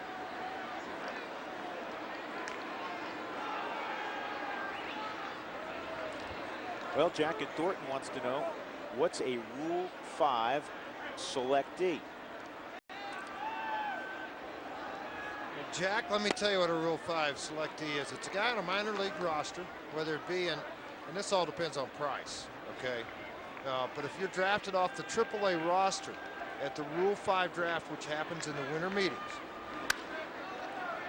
then you must be kept on the major league roster of the team that drafted you, or offered back for half the price, which is $50,000 to draft Carvajal off the AAA roster of the ball club and bring him into camp. Now, if he was on the AA roster, he could be on the AAA and send him down. You wouldn't have any ramifications. But when you draft him off the AAA and bring him to the big league roster, you must put him on that roster, on a major league roster. But if you're on single A, A-ball, or double A rosters, it's not necessary that you stay at the big league level. Only off AAA. And recent Rule 5 selectees by the Colorado Rockies have really borne them some fruit, because Luis Gonzalez, their super utility player, was a Rule 5 draftee a year ago off the Indians roster. They've never played above AA baseball. Marcus Carvajal out of the Dodger pitching-rich system, a Rule 5 selectee. How about the AA team that the Cleveland Indians had? You had Gonzalez, you had Martinez, who was an all-star. Just signed a big contract, yeah, catcher. And there was another Rule 5 draft with another team, and I can't remember who it was, off of that Cleveland ball club. And he was a middle infielder. Yeah, you know what? I can't remember exactly who the player was, but you're right. That AA team couple of years ago in Cleveland was obviously loaded up. 2-1 on Mike Lowell, and it's popped up. Easy play for Miles. And while he tucks this one away, we want to pass along get well wishes. And we know he's doing very well. Mark Simpson, who's in his 29th year as the head coach of the University of Colorado golf team. And CU's team's leaving for the Big 12 championships tomorrow. In fact, Dave Platty, longtime SID, who also teaches a course up there, had a couple of students in, a couple of them were golfers, Blake Moore and Kenny Coakley. And they will accompany Coach Simpson. And the University of Colorado men's golf team, the Big 12 championships. Good luck to them. And Mark, we are glad you are feeling much better. Alex Gonzalez, 2 for 3 in the ball game. On the outside corner for a strike, 1-1. How about this batting average at Coors Field versus Carvajal? 1 for 14th. 071 at Coors Field. Pretty good numbers. You know what's impressed me is that was very close. He has pounded the strike zone. Well, he's for a big guy, and he is big. For a guy with long arms and legs like that, a lot of times it's hard to get it to all fall into sync. And so anytime they rush a little bit with this bottom half, this starts to wander on you a little bit. The problem you run into is that the arm doesn't catch up. But he's really nice and fluid, and he's right on top of the baseball, stays behind it, drives it. You know, Hub Kittle used to be a pitching coach with the Cardinal organization for 8,000 years. How wide is the pitching rubber? How wide is it? What, about 4 inches? 24 inches. Oh, wide that way. I thought you, okay. It's 24 inches wide. I thought you Home meant plate is 18 inches 24, black to black. 24 inches long. So what he's talking about is you run that tunnel from a pitching rubber all the way down to home plate. And if you keep your body inside, you're not going to. But if you try to keep your body in that tunnel, you're going to throw strikes. Just picture a tunnel all the way to the sky. Hub's one of those characters no longer with us, but one of the characters of the game that I'm telling you, you love this guy. Pitched in 6 decades, came in and pitched in a game in Springfield, Illinois when he was in his 60s. And I'll never forget it. The guy tried to lay a bunt down on him and he threw it at him on the next pitch. Well, the ageless one is up there, Lenny Harris, who started pinch hitting in the 40s. Oh, he only goes where they give out rings. So Harris pinch hitting for bump.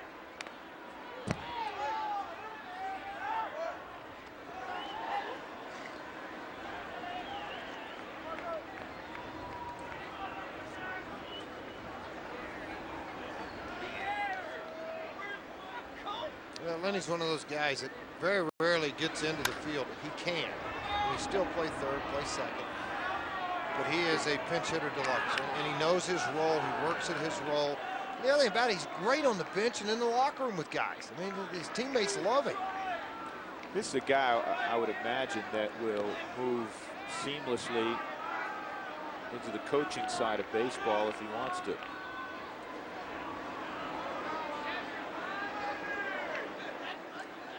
Oh, 2 to Harris. Comebacker and Carvajal.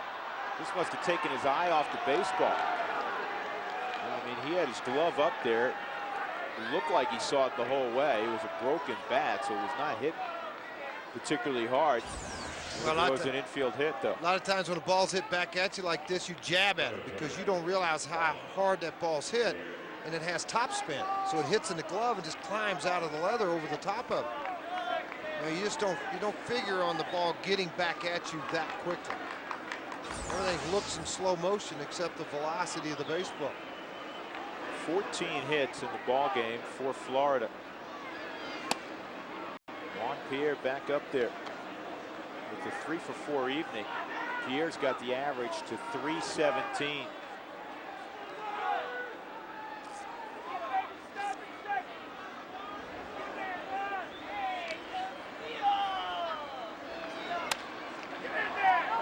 Two hops at Todd Helton. And he'll get it to Carvajal. The 8th inning from the Florida perspective is done. Rockies will try to chip away, down 6 runs. Jeep, if it's not trail rated, it is not a Jeep.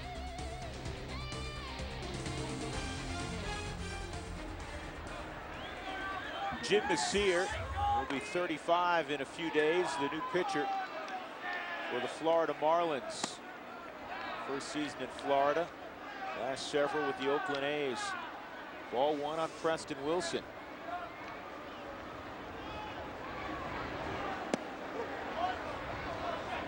Marcus Carvajal now has thrown 8 1/3 scoreless innings to start his career. 8th appearance for Messier. And he apparently has pitched well looking at those numbers.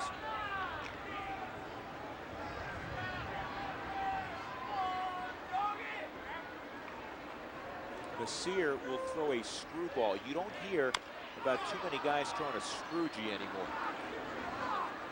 Well, the one guy that had a dominant screwball, I mean, we're going way, way back, is Mike Marshall. Had a great changeup, a little bit of screwball. Jim Brewer threw a tremendous screwball. Fernando Valenzuela. Tug McGraw. Yeah, Valenzuela is the last guy dominated with it.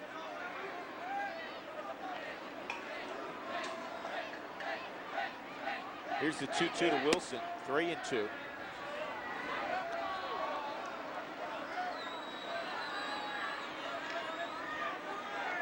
Wilson, the one-time Marlin.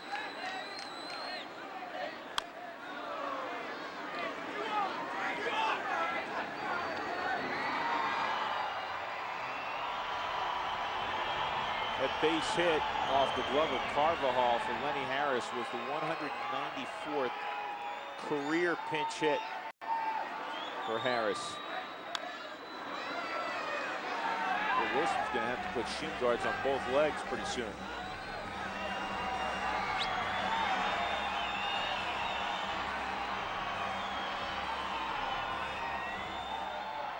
Preston has gotten after his former club in his career.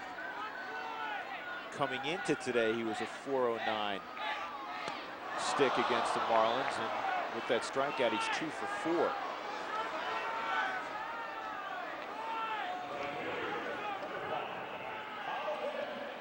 Holiday will step in as Wilson goes back to the dugout.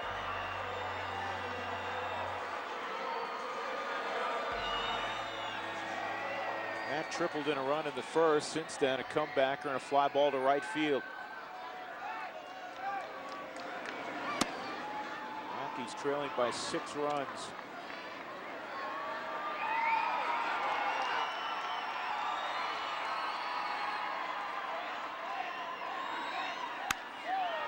And an easy liner from Mike Lowell, 2 outs. Well, we got this email a few moments ago, and it makes me chuckle a little bit. Why does Juan Pierre wear his cap under his batting helmet? It won't fit without it. You know what? The smallest adult helmet I think around is like 6 7/8, and his head's smaller than that.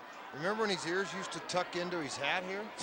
Remember that? I'm serious. Well, it wasn't because he wore a hold on. bigger hat. He did it because he wanted. He just tuck him in because they'd fill it up. Well, I felt bad for him. I would assume his ears haven't grown.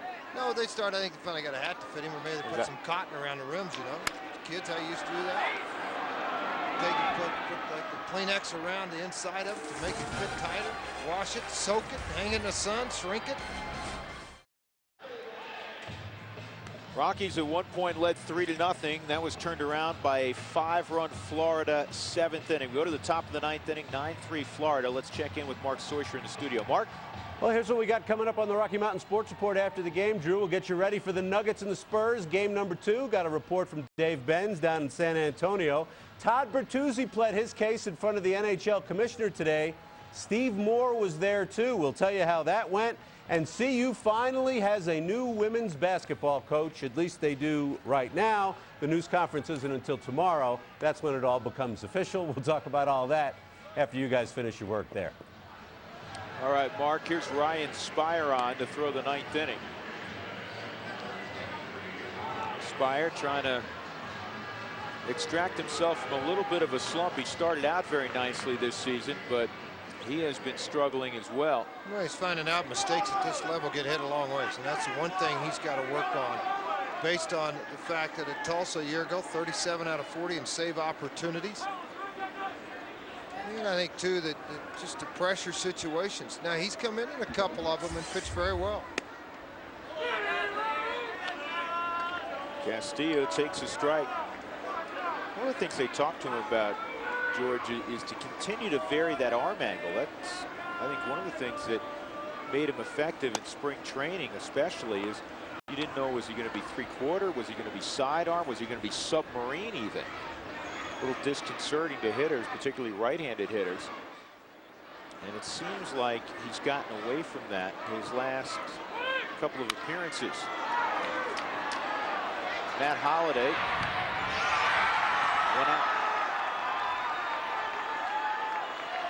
Well, I think he tries to stay on top a little bit more as he faces left-handed batters. He tries to get up because it keeps the ball straighter, doesn't allow it to run back over. It hides longer from your hitter. There's a lot of positives of why he does that arm angle up on top with lefties. And, you know, right-handers gives you that chance to drop way down and take advantage of some things. Delgado is 2 for 4 in the game with an RBI. He has also scored a run, a single and a double. Slider for a strike, going 1. Carlos Delgado from Puerto Rico.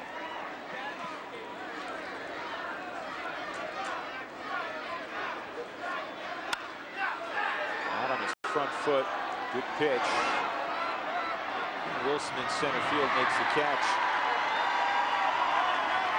Let's check our Bank One game summary in this ball game. The Rockies got off to a great start. Jamie Wright was cruising 9 up, 9 down through 3 innings. He ends up with really a line that I don't think is indicative of at least how well he pitched early. He got in trouble in the 7th inning, then he got painted up by the bullpen. Juan Pierre is 3 for 5 in the game with a couple of RBIs. In addition to the home run, he has a triple and a single. Cabrera's done some damage tonight, a couple of doubles in 4 trips. He was robbed of maybe another double early in the ball game on a play by Garrett Atkins. Atkins, if you're just joining us, finished his rehab assignment, called up today in the starting lineup, got a couple of hits. And Cabrera has his 3rd hit of the night. Clint Hurdle is not in the Rockies dugout this evening. He came to the ballpark earlier and was really feeling the effects of a flu bug that he's been battling for about 3 weeks. And he was sent home by a doctor. And Jamie Quirk has handled the club this evening, normally the bench coach for Clint. Of course, those two go way back, played together for a number of years with the Kansas City Royals. Well, Jose Acevedo going in the Rockies bullpen just in case, maybe just to get some work.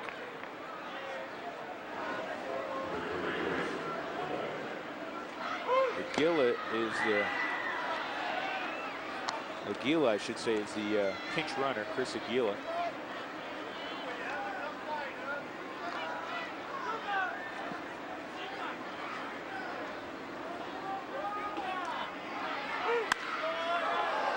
Center field, well hit by Encarnacion, and it'll be tracked down by Wilson. Good jump on the baseball by Preston. And it's a long fly out. We'll go to the bottom of the 9th inning. The Rockies need an enormous rally. 12:30. Marlins leading 9-3 over the Rockies as we go to the bottom of the 9th inning. And our Gatorade player of the game is Juan Pierre, 3 for 5, the home run, the triple, the 2 ribbies, the home run for Juan, just the 8th of his career, the first he has ever hit in Coors Field. That got the Marlins on the board when they trailed against Jamie Wright in Colorado 3-0. Chris Aguila stays in the ball game in left field. Came in for Cabrera, and the new pitcher is Travis Smith. Well, another one of those good young arms. So you look at these guys pitch. A year ago in his 3rd season, he had 14 starts, 6 and 5. Their earned run average is a little higher. Working out of the bullpen has found a comfort zone. Corey Sullivan will pinch hit. This is the pitcher spot in the 7th hole. Double switch a couple of innings ago. So Sullivan will pinch hit and face Smith. He'll be followed by Klosser and Relaford. And Corey is swinging a hot bat. 7 for his last 10 at the plate. Good movement on that fastball in the outside corner for a strike.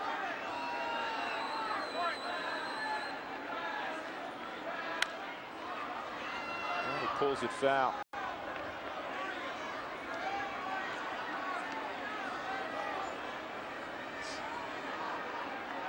Due up 5th this inning, so the Rockies would have to get a couple aboard. Is Clint Barmes. He's 0 for 3. He was hit by a pitch. He has a 10-game hitting streak on the line.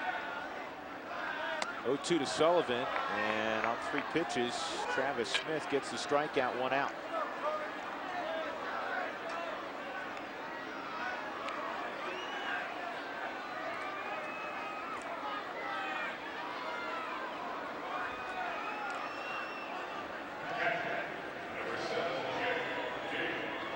Glosser tonight 0 for 3.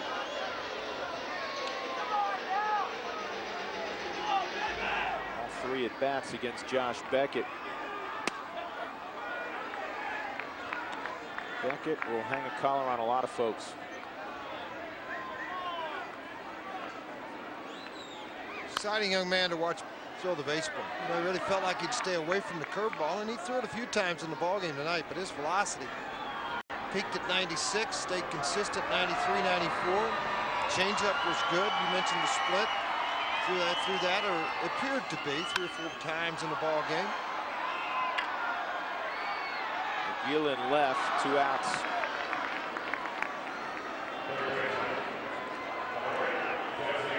This will be the first plate appearance for Desi Relaford. He came into the ball game in that double switch for Atkins.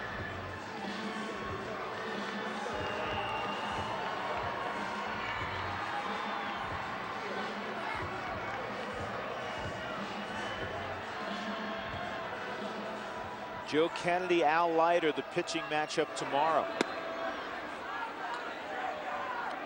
One younger left-hander, one left-hander with some gray hair.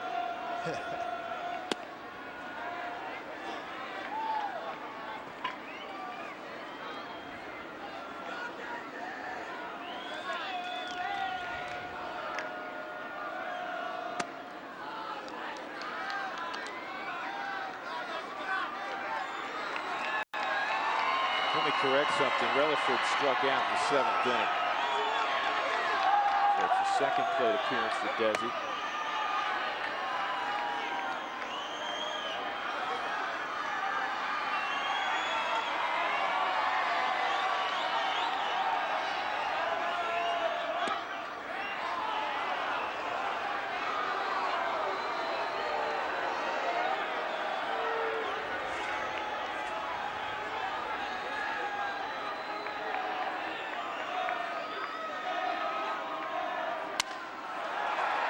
And a base hit for Relaford.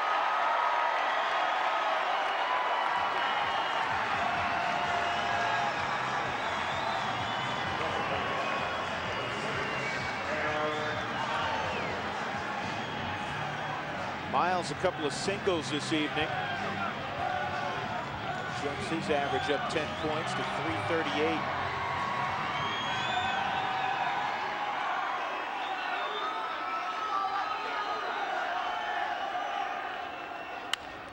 Down ball, cut off by Gonzalez, and that flip to Castillo will end it.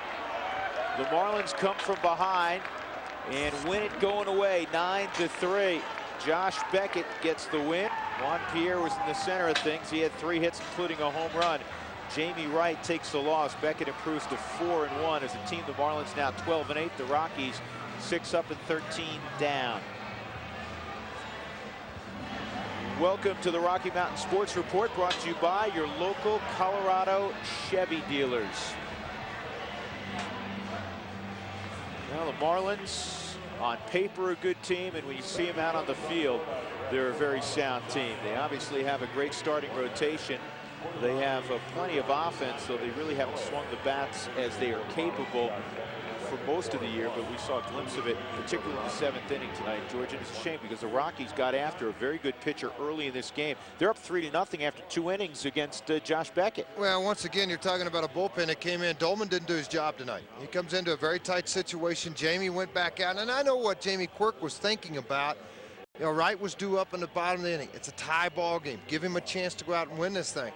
And all of a sudden, he gave up a couple of 3 hits to be exact in a row, and then all of a sudden, boom, you go to the bullpen.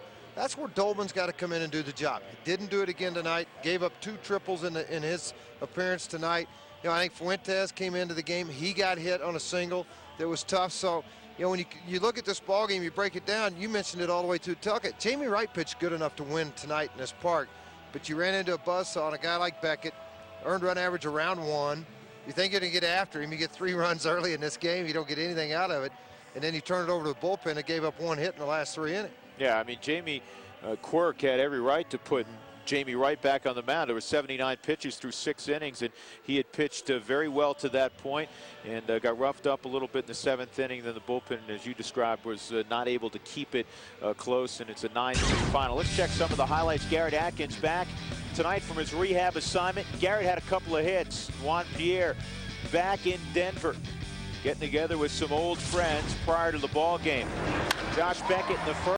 Preston Wilson, the one-time Marlin, lines a double with 2 outs and scored Miles, who had singled. And then on the very next pitch, Matt Holliday rips a triple, his 4th of the year, to the gap in left center field. It was 2-0. Rockies would get another run on an infield hit by Atkins and a wild throw by Gonzalez. He was at second, and Jamie Wright ended up getting the RBI. 3-0. So far, so good in the baseball game. But then Juan Pierre got enough of the baseball, hit it out of the yard. His first home run of the year. How about that first one at Coors Field, too? I mean, this is in his career at Coors Field. Played a lot of ball games here. They made some mistakes tonight. Jamie made a mistake, and Gonzalez, after making it look foolish on a sinker, came back with the curveball out in the middle of the plate. It left the yard. And then all of a sudden, you know, get Beckett hitting the ball out into the corner, and then the Marlins wrap it up, and they take this first game 9-3. You know, I thought that was the biggest at bat of the ball game. Josh Beckett, 1st and 3rd situation, chance to roll a double play. Instead, he got the sinker. He barreled the sinker. If he hits it to short, maybe the Rockies are, you know, still playing right now. Castilla and Pierre both hit balls into the right field corner. Mistake pitches, asking for the ball on the outer side of the plate. All of a sudden, you bring the ball to the inside. Both guys very quick on the middle because they're running out of the box. So the inside corner becomes the middle of the plate to these guys, and they make you pay for it.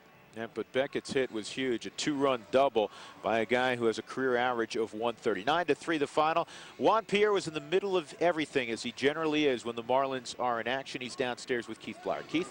He is an instigator, no question about it. Juan Pierre got the job done tonight, got the engine started for the Marlins. Juan, where was the double? You needed a cycle, buddy. I know. They told me going into my last at-bat, I really wasn't aware of it because I don't ever hit a home run, so I know I'm always a home run short nowhere. So, but got a little anxious and didn't do it, but it was a great win for us. All right, now don't exaggerate. You do hit home runs, Juan. That was your 8th home run. Yeah. Surprisingly, your first here. Yeah. Now, that doesn't make sense. These balls sail out of here. Yeah, it doesn't matter. I think I'm the only guy ever that Coors Field probably hurt as a hitter because my line drives carry to the outfielders and then dump in front of them. But I wasn't aware of that until the reporter came. I was like 700 odd at bats without hitting a home run, so I'm quite sure he's going to be in there waiting for a comment. Yeah, well, you know, we always like to put those labels like best player to have never hit a home run. You can wipe that label off. This Marlins team, with the pitching you have, I think you can go quite a distance, you believe? Yeah, if everybody stays healthy, man. Healthy is the key, and we got down today, and Beckett, you know, kept us right there in the game, and our bats came around, but it's pretty fun when you have Beckett, Burnett, and Willis, and Leiter, and the Molders throwing the ball well from. It's good to play defense behind them, and it's good to know if you go out and get 3-4 runs, you got a good chance of winning the game. All right, Juan Pierre, thanks for sticking around and talking to us. Appreciate it. No problem. Always a pleasure. All right, Juan Pierre and the Marlins will face Colorado again at 6:30 tomorrow. He does say it gets a little bit colder every time he returns here, boys.